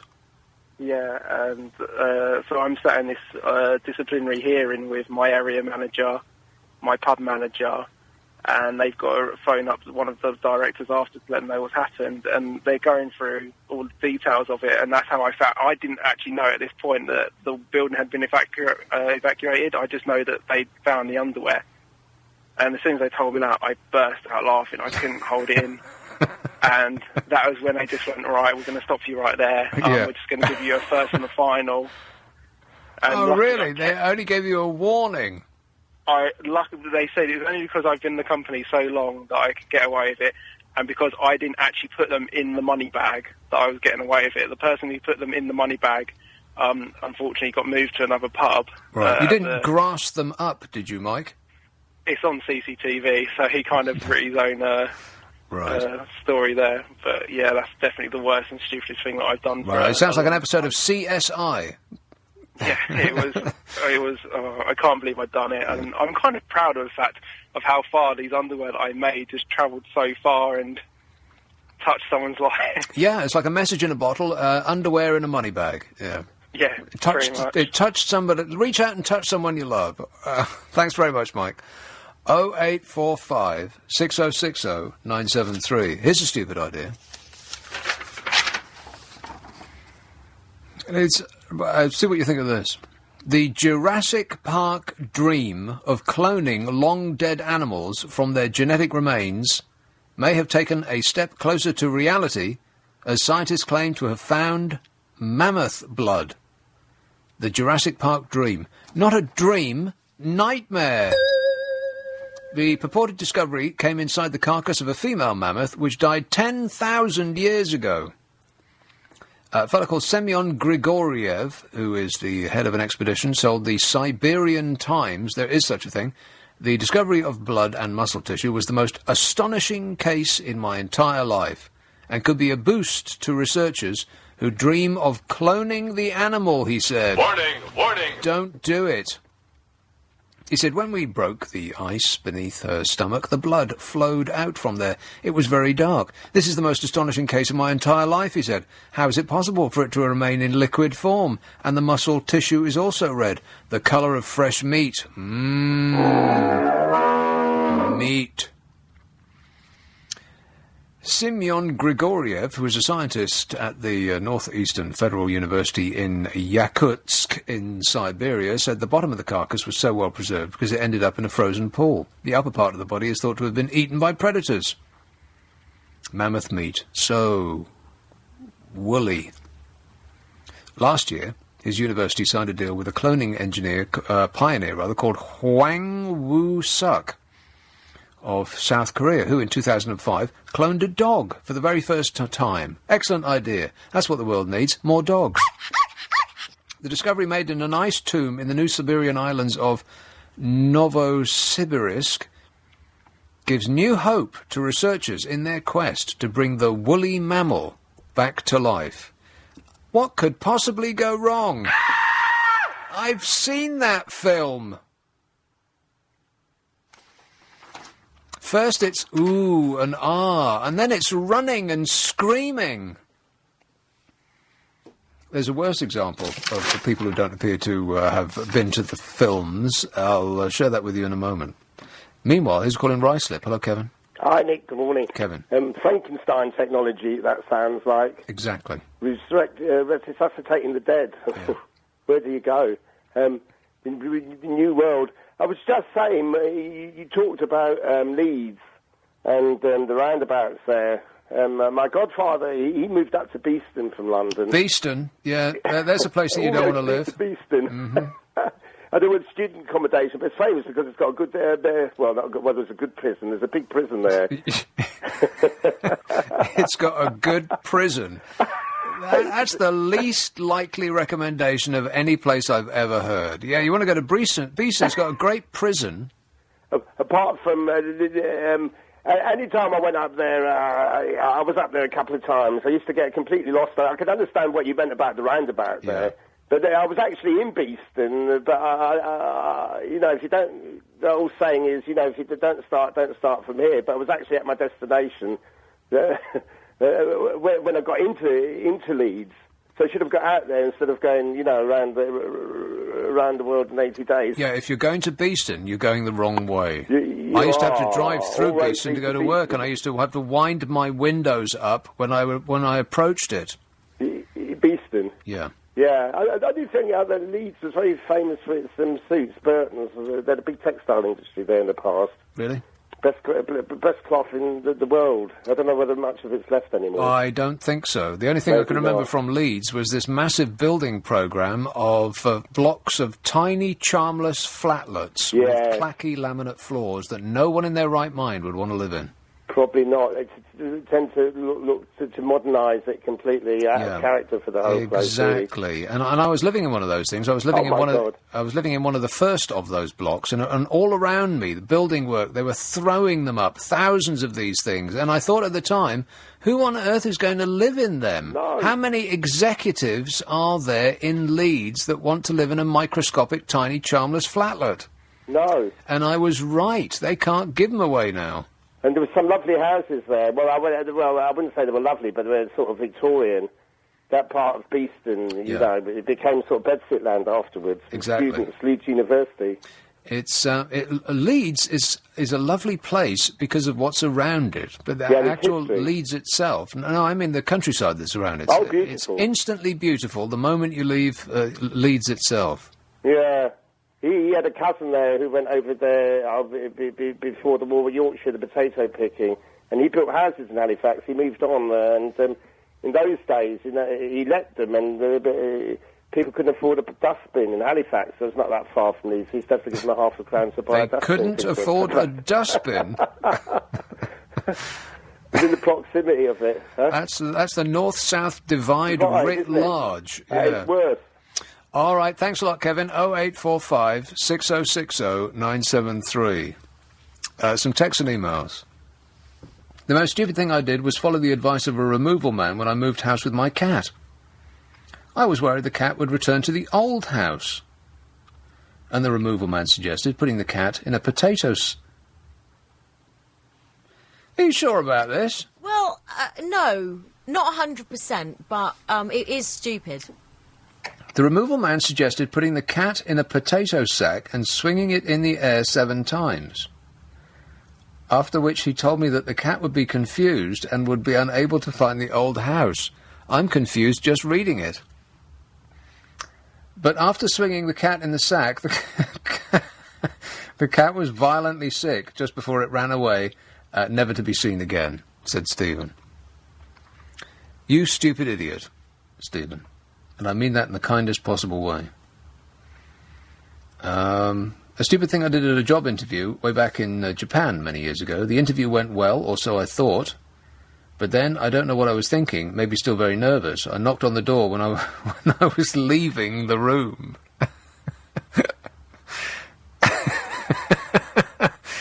Yes. Keep them coming in. 0845 6060 973. This one says, a man sawed through the joists in the attic of his house in order to create a playroom for his children. Nick, regarding stupid things, when I was at school, we all decided to play leapfrog over the desks. I was up for that, but little did I know that a pile of upturned drawing pins were on the desk. I promptly ran up to the desk, slapped my hands on the desks, and leapfrogged over. I was then left with a bunch of drawing pins stuck in the palms of my hands, and I had to prize each one out, says Karen. Look before you leap. I believe that's a saying that you should write down. Write it on your forehead, so every time you look in the mirror you'll be able to see it. 0845 6060 973.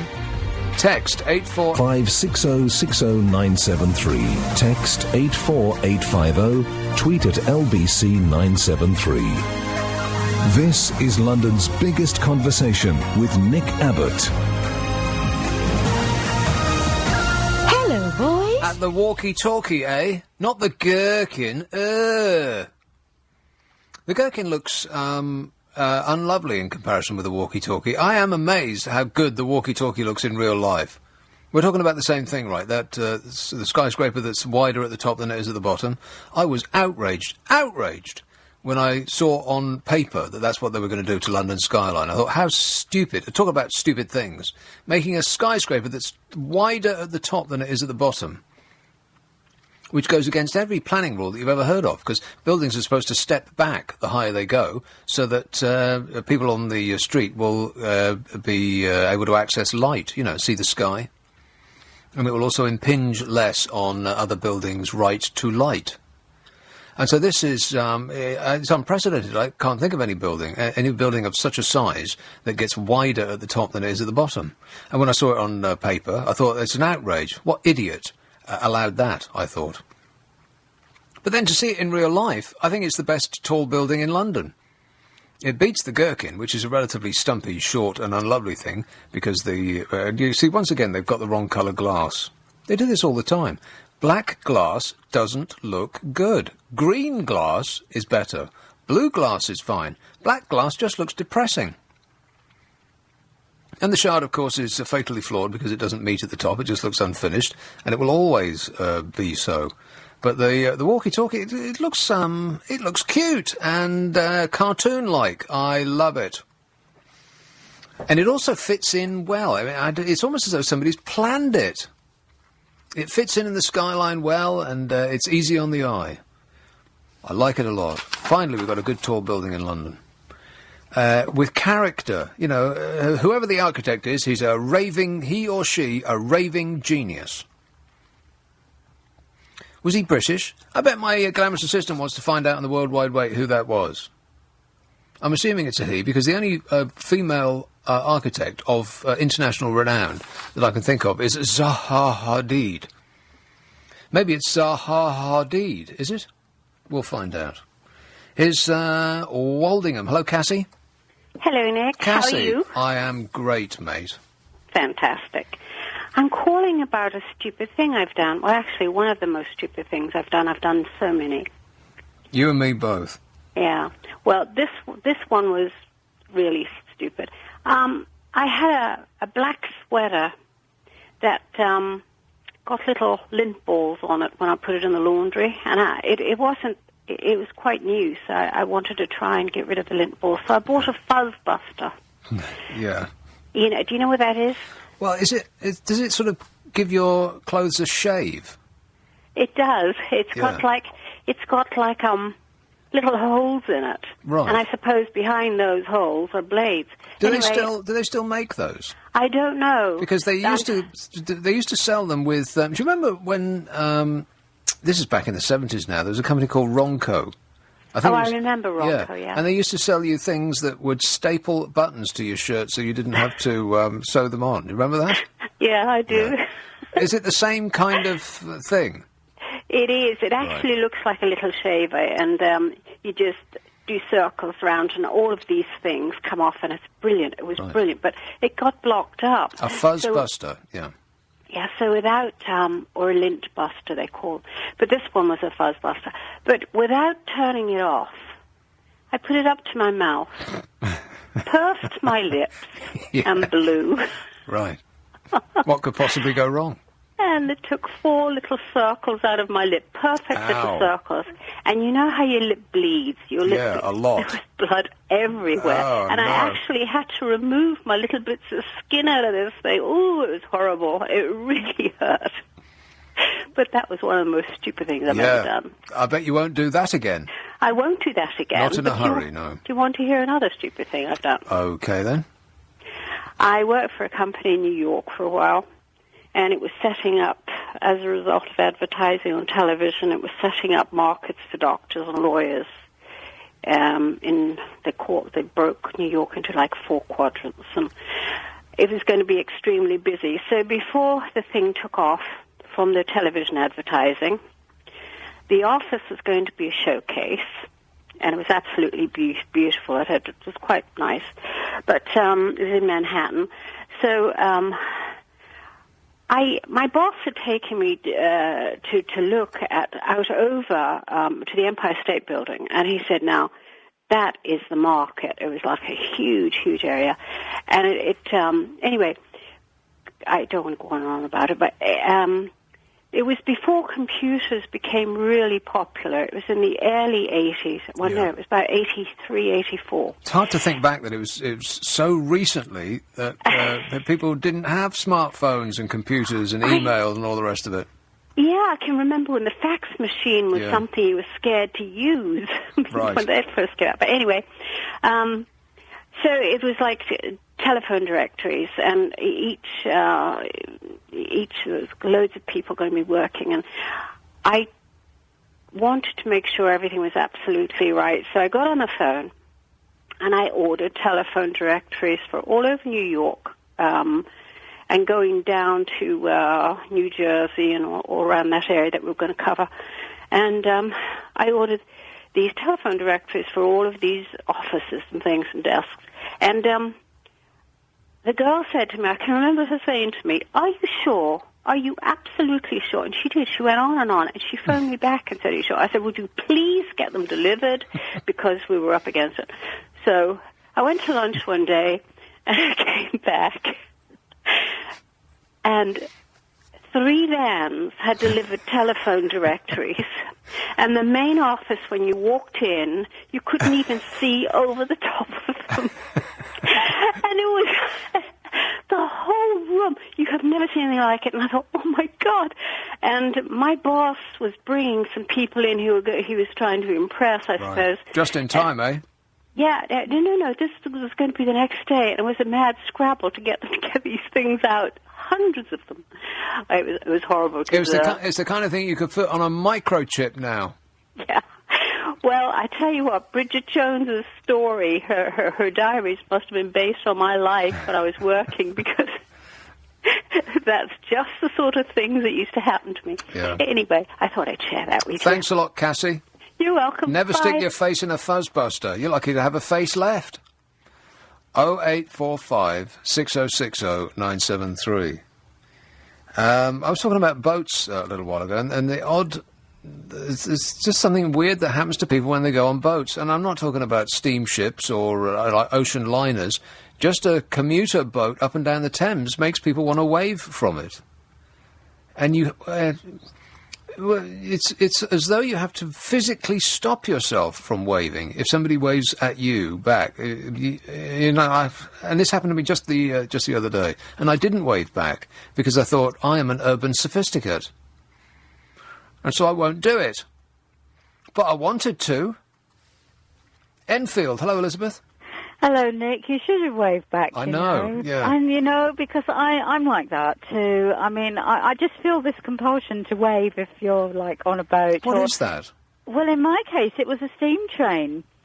Because I've done a lot of these preserved steam railways up and down the country. Oh, yeah. And I find that whenever you go on them and another train passes you, it's like suddenly there's like an invisible switch is flicked, and everyone in the carriage looks out, and they all wave at the people in the next train. But that's really weird, because you would never do that if it was just 2 commuter trains. No, you'd ignore everyone. Yeah, exactly.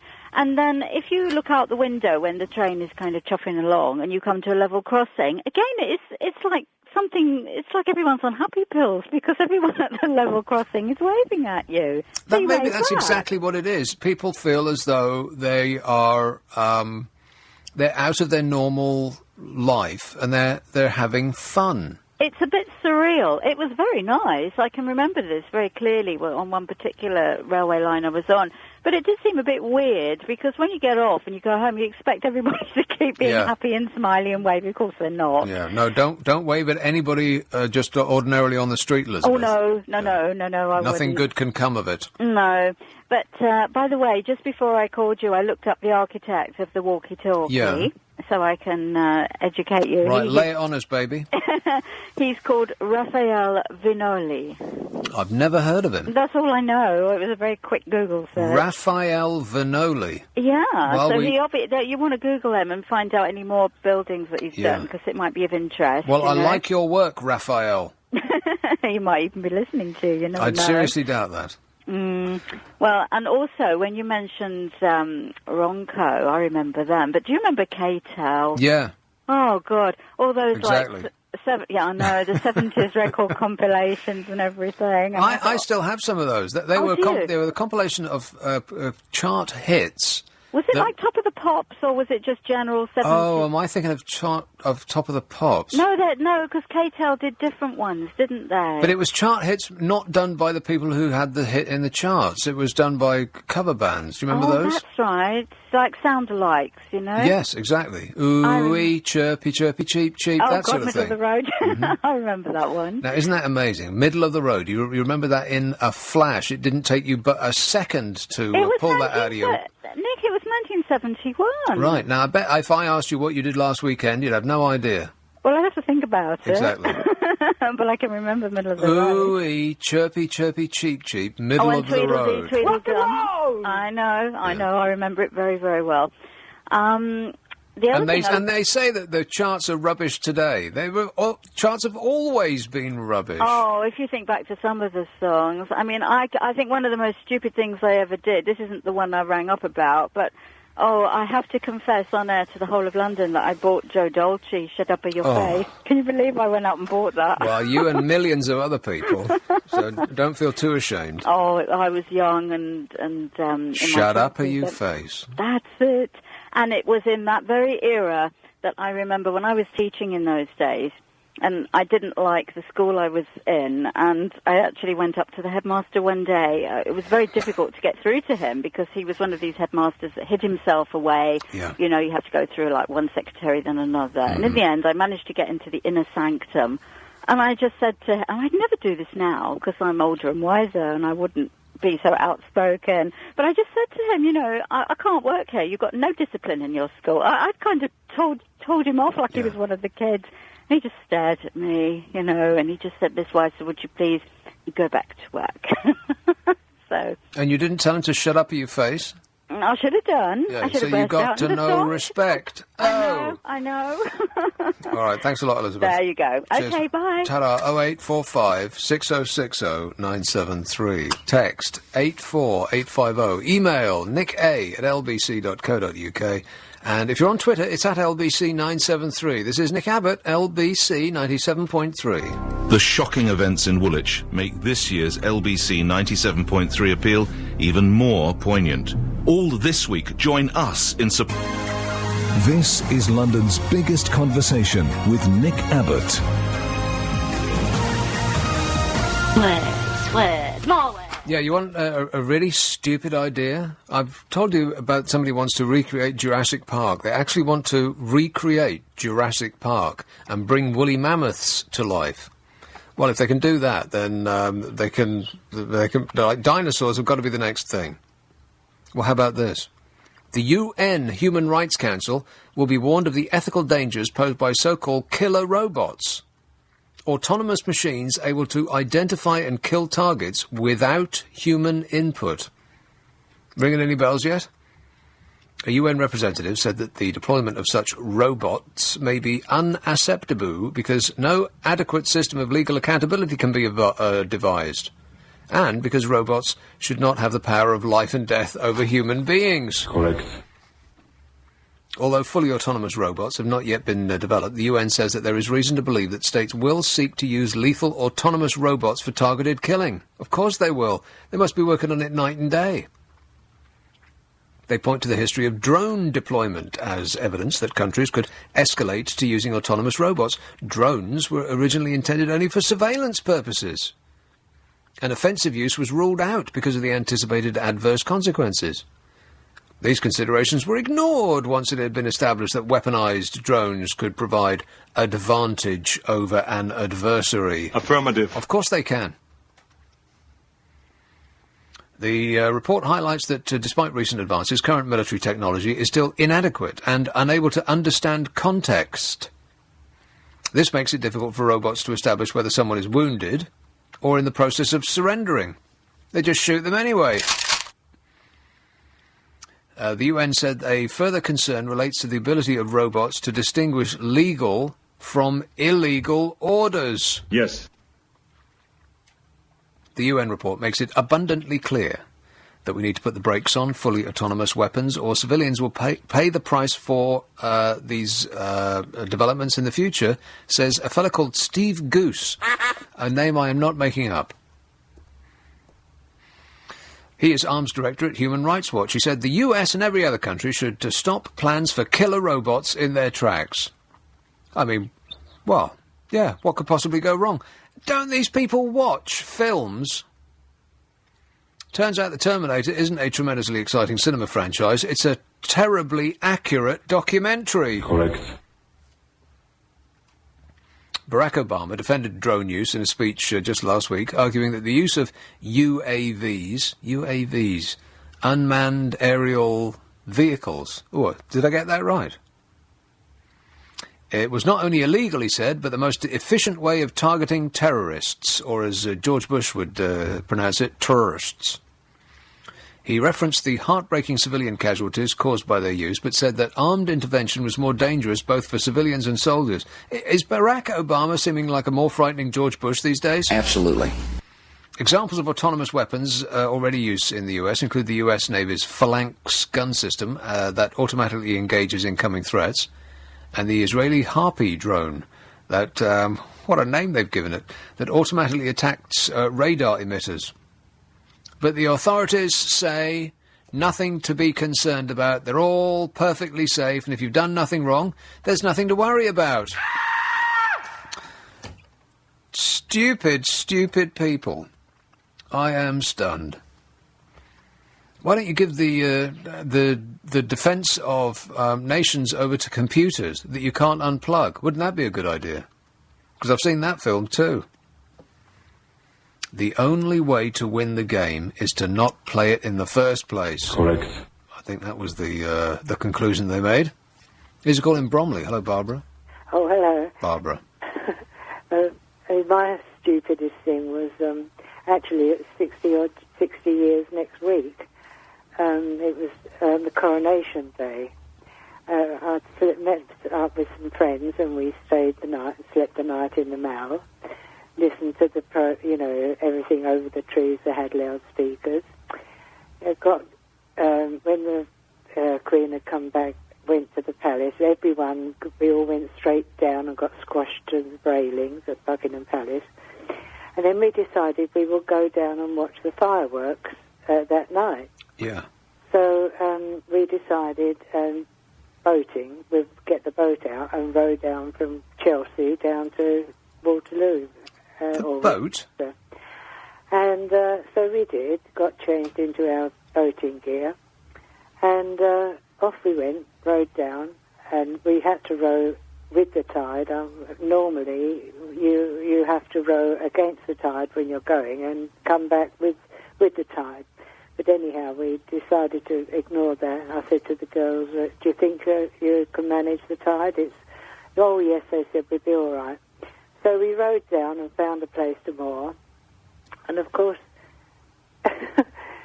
as it got dark, I mean, it was daylight when we set off, but of course it got dark for them to let the fireworks off, and I hadn't got any lamps. We'd never boated in the evening at night time, and I hadn't got any lamps, so there was 5 of the rowing crew and 2 young women that we'd met from Canada, and they came with us, and we were stuck there on the river with no lights in a little rowing boat. And after the fireworks were over, we started to row back. Well, there were all these skippers on their liners, you know, that had taken people down to see the fireworks, and they were all drunk. We were veering across the river, and we were trying to creep up the side by the embankment with no lights on. I mean, we could have all been killed. It would have all been my fault, but it was the most stupid thing I've ever done. The 60th anniversary of the stupidest thing you've done. You're lucky to be alive, Barbara. Just about. Well, I'm 81 now, but, what was I? 20-odd then, yes. Yeah. But, well, that's acceptable to do stupid things when you're 21. yes, In but fact, I mean, it's practically a 25, requirement. I shouldn't have been, I should have thought, but I didn't think about the light. Of course not. You were probably drunk at the time. No, we were good. We didn't do that sort of thing then. Not like the 21 years old now. Well, I know. The kids today, eh? What a shower. It was so stupid. We did manage to get a tow for a little bit of the way. I saw one of the smaller vessels that we knew came from Battersea, and I stood up in the stern and waved my painter. Well, see, there's another stupid thing. Don't stand up in a boat. Oh, you do. If you're cox, you can.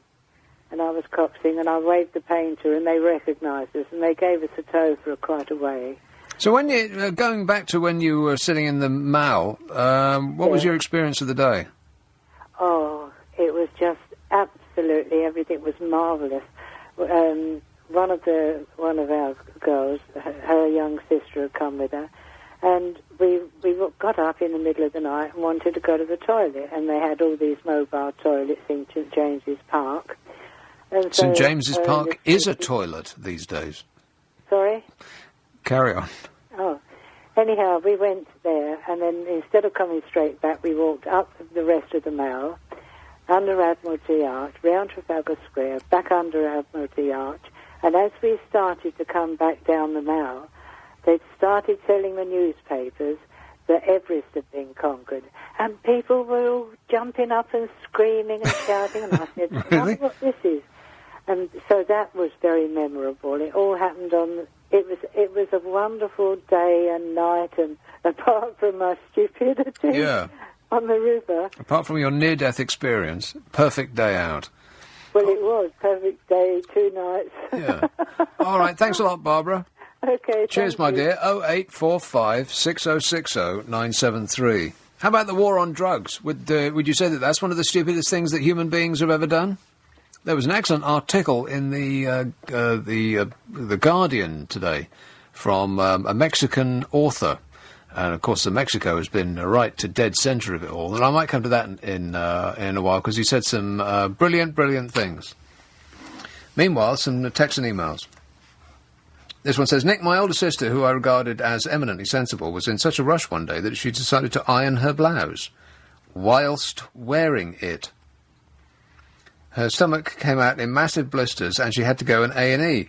Luckily, in time, she recovered, and no more severe damage occurred from it, says Hugh. Please take your clothes off before ironing them. Are you joking? Nick, the lesson I've learnt in life is never tell anyone else your past hopes or dreams, as the information will be twisted and used against you, says Ash. Well, that sounds depressing. I mean, human beings aren't all like that, are they? Tell somebody your hopes and dreams and they will twist it around and use it against you? That's not what human beings are like, is it? Correct. I suppose so, yeah. That's exactly what they're like. Never give, what's the phrase? Never give a sucker an even break. That's what they say in the movies. That's depressing. I would, what are your hopes and dreams? What are your hopes and dreams, Amanda? Getting through the show and getting back on a bus and getting to sleep as quickly as possible. Pretty much. Yeah. Generally speaking, this says DIY means damage it yourself. The most stupid thing I've done, it says this, is whilst riding my motorbike on a motorway early one morning at 90 miles an hour, I fell asleep and woke up in another lane. Wow, you're lucky you didn't wake up in hospital. I mean, everybody's fallen asleep while driving a car, right? But falling asleep when you're driving a motorbike... The very seldom occasions that I've been on a two-wheeled velocipede, I've been so petrified that I can't imagine falling asleep even if I'd been sleep-deprived for a week. How can you fall asleep when you're driving a bike? This says, when I was 15, I drank lots of hooch. And... What? I drank lots of hooch alcoholic lemonade and superglued both my hands to my biology teacher's Ford Fiesta. You know, like you do. I can't imagine the circumstance that would occur. You superglued both of your hands to your biology teacher's Ford Fiesta. Because you really, really loved him or her, perhaps, or it. In my native Winnipeg, says this, I was the idiot who thought he could lick a lamppost in winter without my tongue getting stuck. Lampposts. They're the snack you can eat between meals without ruining your appetite. Negative. My husband dropped me off at a shop and then he said I would be back in a minute. The car soon came and I got in and put my seatbelt on. And I looked up and a gentleman said, "Can I help you?" I got in a similar car by mistake. I was very embarrassed. Well, you're lucky not to have been... oh, damn, what's the word? Not embarrassed. A word that sounds like embarrassed. That's not kidnapped. What's the word I'm looking for? No. Yeah, when you... Something that's sounds like embarrassed. Yeah. But it's not being... Huh? Mortified? Oh, I just had it then. No, not mortified, no. You were lucky not to have been... Abducted is the correct answer. You get a jelly bean in the flavour of your choice that's been sitting in my trouser pocket for the last 6 weeks. So sticky. 0845 6060 973. This is Nick Abbott, LBC 97.3. The time 12:30. 973. Text 84850. Tweet at LBC 973. This is London's biggest conversation with Nick Abbott. Come on, we're running late. Yes, we are celebrating all things stupid this evening. Why not? 0845 6060 973. There's no end of stupid things that I've shared with you so far this evening. From politicians and criminals and the like. And you've been sharing too, and I've told you some of the stupid things that I've done. And on that subject, here's one in Leatherhead. Hello, Matt. Hi, Nick. Matt. Hi, Nick. Yes, I was sort of thinking of a few things, and I've got quite a few, but here's one. A friend of mine asked me to stand in doing a little cleaning job on a Saturday because she was going away. So I said, yeah, fine. So she sort of showed me the ropes, and then I went in on the Saturday, hungover, started doing a bit of hoovering, and then there was a door in front of me, and I sort of stood at the door deliberating whether I should open it or not. It was sort of like a security latch thing on it. And I thought, was I supposed to go into that bit and clean or not? So I opened the door, and all the alarms went off. So it was sirens, bells, the whole lot. Yeah. So I was panicking a bit, and then the phone started ringing in the office. So I thought, well, it must be the alarm company, wondering what's going on with the alarm, maybe. Yeah. So answered the phone and started having this conversation about alarms with this lady. And I was saying, so do you know what I do? Do you know what I do? What's the process? How do I turn the alarm off? And then there was a knocking at the door downstairs. So I went downstairs and there was a policewoman at the door. I said, oh, you know, I'm standing in, I'm doing this cleaning thing. I've set the alarms off. Sorry, I'll try and sort it out.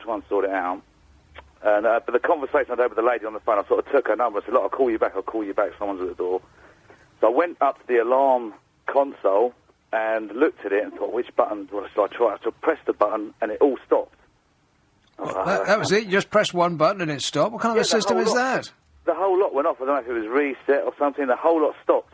I was like, oh, the relief. So I apologised to the policeman. The policeman sort of had a go. She was going, well, you know, I've just climbed over a fence to get in here. You know, she was on her own. They sent her up on her own to check out a burglary. or whatever. So I went back up to phone the lady back from the alarm company, and I was having this conversation with her, and it started getting more and more confusing. And she was saying, "So what are you going to do about my alarm?" I was saying, "What are you talking about? Your alarm? This is, I phoned you up to find out about the alarm that's going off." And then it dawned on me that the offices that I was cleaning was an alarm company. They fit alarms. And Brilliant. it was just coincidence that she called while the alarm was your going alarm off. was going off, yeah. So all the confusion ensued, and then I had to sort of say to her, "Look, I'm sorry, I don't know anything about your alarm." And she was this real, hoity-toity lady. Just warn her not to buy an alarm system from a company that you can disarm the alarm just by randomly pressing a button on the interface. Yeah, and the other thing was that their alarm had gone off quite a few times before, so they actually got fined. Because if your alarm goes off too many times and the police have to turn up, you actually incur a fine. Really? So, apparently. So that was an alarm story. All in all, not a good day at the office, eh? No, not a good day. So that's the moral of the story is don't do any favours for anyone. Don't clean anything drunk. Don't clean anything drunk or do any favours ever. I've got another quick one if you want a quick one. Go on then. About my wife went to my sister's and they had a few friends around for a drink, girls and stuff. And she was at my sister's and she found a pair of knickers on the floor.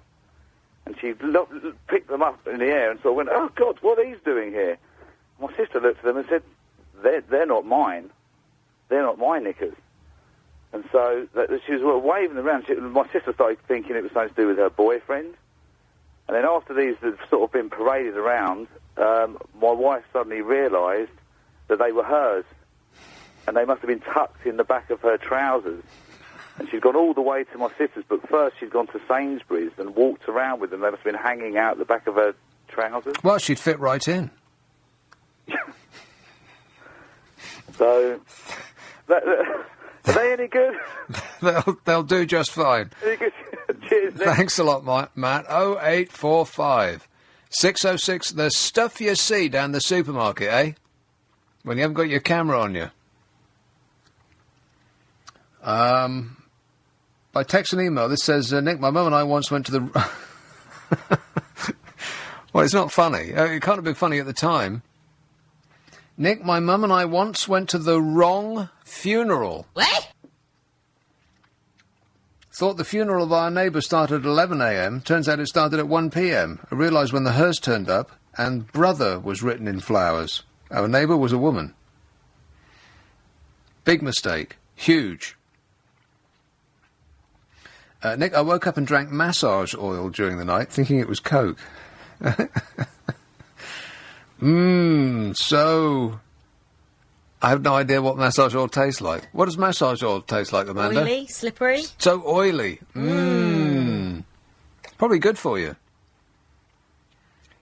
Let's have one in France. French France. Do you realise that we have a call from France? I don't care. Here's Peter. Hello. Yes, in '69 I had to take my scooter test.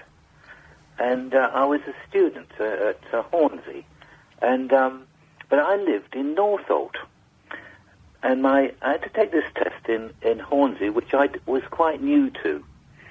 And in those days, the scooter chappie, the driving instructor was a man stood in the street. It wasn't like they do today, ride behind you with little mics on. Do they? He was stationary. And Is that what they do today? They ride behind you with one mic'd up like Madonna. You've got an earpiece in your helmet. Oh yeah. And they speak to you and they tell you what to do. I had no idea. Anyway, in those days, he stood in the street. Yeah. And he told you what to do. Anyway, I was quite new to this area in Crouch End, and he said, "I want you to go down Crouch End, and then turn left at Crouch Hall Road, then go down, I think it was Coolhurst Road, down Coleridge Road, and then back to me, here. And I'll tell you when to stop." So I went down Crouch Hill or somewhere, and then up to Crouch Hall Road, and then Coleridge Road. And then I turned left at Crescent Road. somewhere like that. And then I thought to go back to him, and I never could find him again. I lost him. So I went back home. I couldn't see the chap. So I thought, blow this, I'll go home. Yeah, well, you'd made an effort. What the hell? I did try, but I did pass my test in the end. Did you? Well, yeah, about 10 years later. Took you years. Yeah, that's right. 10 years later, he was still standing there. He was still Now, where the hell have you been? Yeah, that's right. I've missed my tea. 10 years since I saw you last. Good work. Hey, what's living in France like, Peter? Oh, it's lovely. Where do you live? Near Montreuil-sur-Mer, in the north, near Le Touquet. Ah, Le Touquet. Well, that's what I've heard of Le Touquet, yeah. Well, yes, it's a little village called Sorou. Now, there's been a lot in the press recently about how, like, the good life is not available when you leave the country. A lot of people are very upset that they've actually made the decision to leave. And No, it's the best thing I ever did. Really? Oh, yes. Well, what is it about France that makes it so utterly delightful? Well, it's less congested. Yes. You can ride your scooter without getting lost. No, it's lovely here. No, I recommend it. But now, the new president of France, Monsieur Hollande, Right. is a very unpopular chap, or so we read here. Is that true? Yes. I gather, but I have nothing to do with politics here, which is wonderful. But when you speak to French people there, are they upset about the new tax regime? Yes, they're not very. They're a bit. I get the feeling they're not happy with the way things are, but it was bad before, I think. So. Well, nobody's ever happy with the way things are, really. I mean, if you gave people £1 million in free money, they'd complain about the tax they'd have to pay on the interest. They're more concerned about the vegetables and the what? The local produce and stuff. I didn't think French people ate vegetables. That's right. Yes, they do. Oh, yes. I tell you what. The one thing you notice in France, too, you don't see many fat people. No. Well, there's a very good reason for that.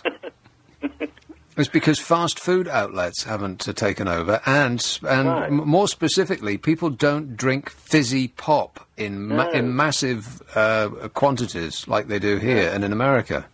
And they take their time to eat, you see. That's They eat right. for hours here. Yeah, So, and with the result that people are svelte. Not only that, but they're also fashionable as well. Fashionable and chic. Oh, yes, definitely. Yeah. Oh, yes. I did notice that. I mean, the last time I went... You'll never see a poorly dressed elderly lady. Yeah. That's absolutely... that is true. I mean, the same in Luxembourg as well. I mean, Luxembourg is more of a concentration of richness, and so people sort of display their wealth more because it's just one giant bank, really, Luxembourg. But it's the same kind of attitude that people have in Luxembourg as they do in if you go France. to the bakery or anywhere, and there's a lady serving behind the counter, she's immaculately dressed. Doesn't matter what she's doing, they're beautiful. And what I notice about both places is that you'll see people, if you sort of live in a place, you'll see people day after day, and they will wear the same thing. There used to be a woman who got a bus in Luxembourg, and she dressed way better than anybody who should be getting a bus, but she always wore the same thing, and it was this absolutely perfect, suit, jacket and skirt, which looked like it cost a bomb. But she would always wear the same thing. Yeah. And so she'd obviously spent all her money on one outfit, whereas in Britain you'd spend it on 50 different things, all of which cost 50p, and you weren't remotely bothered about them, and you'd throw them away rather than wash them. With the result that you looked like crap all the time, whereas she looked perfect, and yet always in the same thing. Well, yes, but here they're always dressed very well and different every day. Yeah. Oh, different every day? Yeah, oh, yeah. In Le Touquet, eh? Well, around here, yeah, not far, yeah. Plus you have all that great bread. Oh, it's fantastic. I'll see you by the boulangerie. Thanks a lot, Peter. Okay, bye. Cheers, mate. Ta-ra. 0845 6060 973. Let's have a call in Fitzrovia. Hello, Paul. Hello. A couple of things about frozen mammoth. Oh, yeah. If that one in the papers the other day, that's not the first frozen mammoth to be found. Quite a lot of them have been found over the centuries, and some of them have been eaten, cooked and eaten by humans. Really? Isn't it true that it's the first one to be found with actual running blood in it, though? I doubt it. Well, why do you doubt it? Because it's... well, where there's meat, there's got to be... Where there's fresh meat, there's got to be blood, really. Yeah, but aren't they thousands of years old? I mean, extinct for thousands of years. That's right, yeah. And they get frozen, deep frozen. Mm. And... yeah, but over thousands of years they become like husks, surely. No. You're just you're just guessing, though, right? No, certainly not. It's something I've read in reputable sources. Comics. No, leave me alone. Really, Russian explorers and cartographers mapping Siberia have eaten mammoth. Eaten mammoth? Yeah. When was that? Early 20th century, late 19th century, on more than one occasion. Okay, then. And you mustn't confuse the mammoth with the dinosaur, because the mammoth is between 10 and 50,000 years old. Yeah. And frozen solid. And dinosaurs are at least 6,000 years old. Millions of years old. 6,000 years old, yeah. Fossilised. Mm-hmm. I know that. Also, they're mammals, and dinosaurs are reptiles. That's right, yeah. Have you got time for a daft mistake story as well? What, like mixing up mammoths and reptiles? No, completely irrelevant. I knew a bloke who spent 20 minutes searching for a screwdriver. He was holding it in his hand. Yeah, well, I've done that, yeah. He was even changing it from hand to hand. It's like, where the hell is that screwdriver? Yeah. Eventually, he lost his temper and threw it at the wall. And when he saw it hit the wall, he realised where it had been all along. Yeah, what an idiot. Hell yeah. Was it you? No, it was... a friend of yours? No, it was an acquaintance of mine. Like I said. Shall I tell you his name? Shall I tell you his nationality? Yeah, was it Paul of Fitzrovia? No. His nationality? What has that got to do with anything? Well, you know, you always like to have a go at people over their nationality. No, I do not. Well, was it British? British, yeah. British, there you go. All right, thanks a lot, Paul. I've done that over and over again. Who hasn't?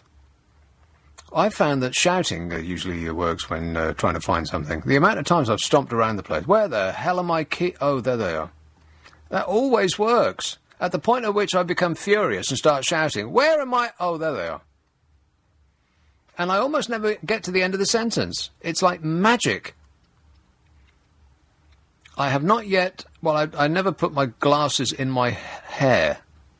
You know, I don't know how people can do that. How can you balance them on the top of your head and not have them fall down? People can be so nonchalant with their glasses, but I fold mine up like they're precious metal. So I haven't yet run about the place trying to find the glasses that are on my head. It will come, I'm sure, but not yet. But the amount of times I've tried to find something that I'm holding in my hand, like my car keys, for instance. Who's moved my... Oh, there they are. Idiot. No, Nick, you're not an idiot. It could have happened to anybody. Don't be so hard on yourself. Texts and emails. When I was the chief projectionist of a cinema, says this, I was suddenly put in charge of ordering spare parts for the cinema. Cinemas need spare parts? I needed some panel flange screws. But the company we used only supplied them in bags of 500. So I put... Can you see where this is going? So I put 500 in the quantity box in their online order form, not realising that they only came in bags of 500. So I'd ordered 500 bags of 500 screws. A few days later, a lorry turned up with 250,000 panel flange screws, which they thankfully took away, leaving me with only one bag I'd intended to order. And forgivingly gave us a refund, says Adam. You are very, very lucky, Adam. And I would probably have done the exact same thing. 0845 6060 973. You can text 84850, email nicka@lbc.co.uk, and if you're on Twitter, it's at lbc973. It's getting a little late in the evening for me to switch tack and go down another road. So if you want to just fill in these last 10 minutes in the way that we've been doing, that'd be great, because otherwise I'm going to start talking about the war on drugs, talking about stupid things. But it seems a bit late in the day to be doing that now. So let's see if I can just limp towards the end of the programme. Chelmsford, hello, Tony. Hi there. Tony. Yeah, one of the tricks we used to do when we used to go to parties when I was a kid was we would go in the toilet, lock the toilet from the inside and climb out the window, so that all night long everybody would be queuing up for the toilet thinking somebody was in it, but obviously there wasn't. But when I climbed out the window, I had my jeans on, and as I dropped down the outside head first, the knot in my jeans on the ankle got caught on the catch, and I had my boots on, so even if I took my trousers off, I couldn't get my boots off.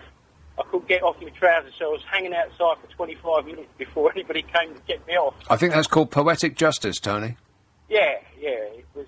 Did you need to go at the time?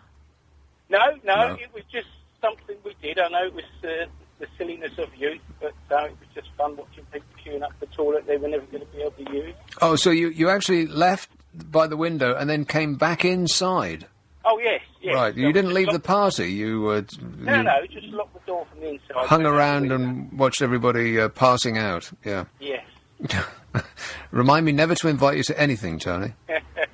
No problem. Thanks a lot, mate. 0845 6060 973. The stupid things that I've related to you so far, let me see if I can just go over them briefly. I have detailed files. Well, there's the killer robots thing, like nobody's ever seen Terminator. Yes. There's the Jurassic Park thing. Oh, they're bringing back ancient woolly mammals. And then there's no end of stupid 999 calls. There's a lot of those. I talked about UKIP and their debates. Desperate Dave thinks it would be a very, very stupid thing to share the platform with somebody quite as loud and as TV amusingly friendly as Nigel Farage. And he's probably right, because nobody would pay attention to a single thing that Desperate Dave says, because he's meek. You can not see him even when you're looking right at him. That's how dull he is. Nigel Farage, on the other hand, not dull at all. Loud and kind of entertaining, in much the same way that Boris Johnson is loud and entertaining. It's the future of politics. Doesn't matter what you say, as long as you say it with great volume.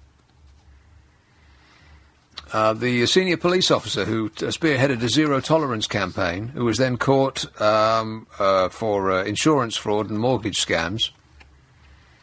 There's the 300 people who swam in the Thames and got ill immediately. Who could have predicted that? And then there's the Conservative MP who's been all over the news, accused of abusing his position. Abusing it, he was. By taking money from people who were supposedly representing Fiji. What have we found out about Fiji, by the way? I looked Fiji up on the World Wide Web, and all I could see was just like picture postcard paradise. It looked fantastic. Other than that, I know nothing. Other than they're like right in the middle of the ocean, immediately above Australia. It looks perfect. I bet it isn't. I bet they picked it's like on those holiday brochures. They'll show you a picture of an empty beach. I bet it doesn't look like that at all. They had to get up at 3 o'clock in the morning, just as the sun was rising, in order to get that picture. Ordinarily, it's absolutely crawling with bloated pink tourists. Here's a call in Harrow. Harrow, Julie. Hi. I wanted to tell you about the stupid thing I've done 2 weeks ago. Yeah. So, I see my friend at the bus stop with her son. So I kind of pull over and, offer them a lift. She's going to the doctor's.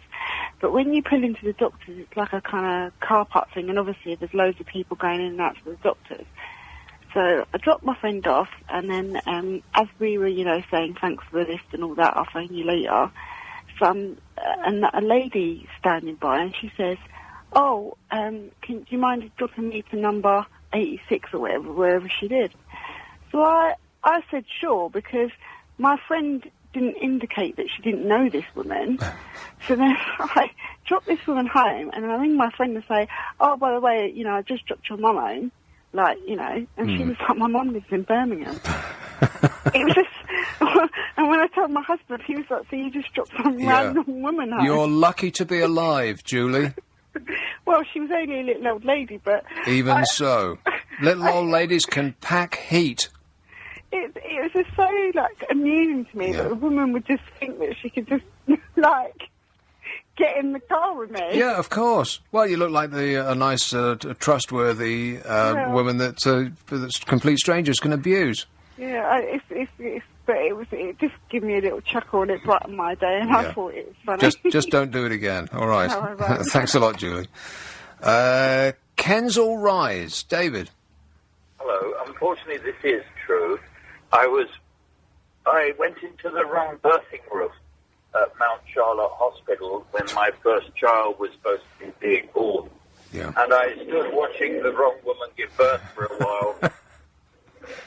So, yes, I'd forgotten that until I was listening to your show tonight. You stood watching the wrong woman give birth. That's correct, yes. Was it an angle you were unfamiliar with? It did take me a while to dawn on me. Yeah. That it was the wrong woman. And she was nothing like the wife. It unfortunately is true. Another time I left my phone on in my camera bag while Mrs. Thatcher was talking, and she stopped and asked someone to switch it off. And luckily some other idiot switched it off, and they got the blame. Anyway, those are a couple of things. It sounds like you've been dicing with death on a regular basis, David. I'm afraid so. Yeah. But there are others just as stupid. I spent a whole night dressing Leonard Lewis and went to his dressing room, and he opened the door, and I didn't recognise it. Sadly, your phone is giving up on you. I didn't hear any of that, but I'll assume it's just as stupid as the other things that you've told me. But thanks very much.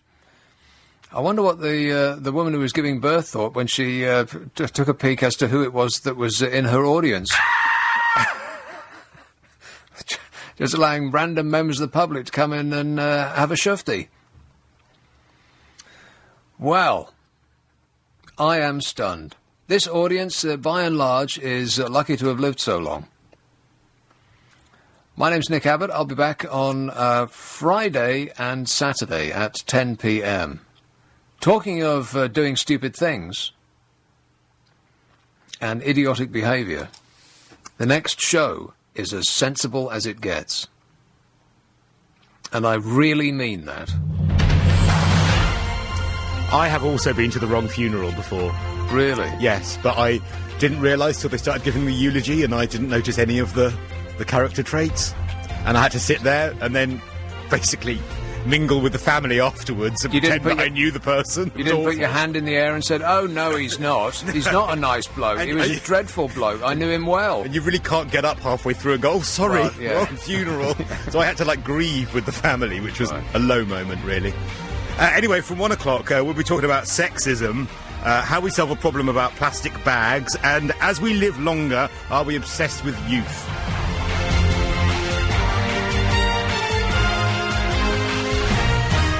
On FM, on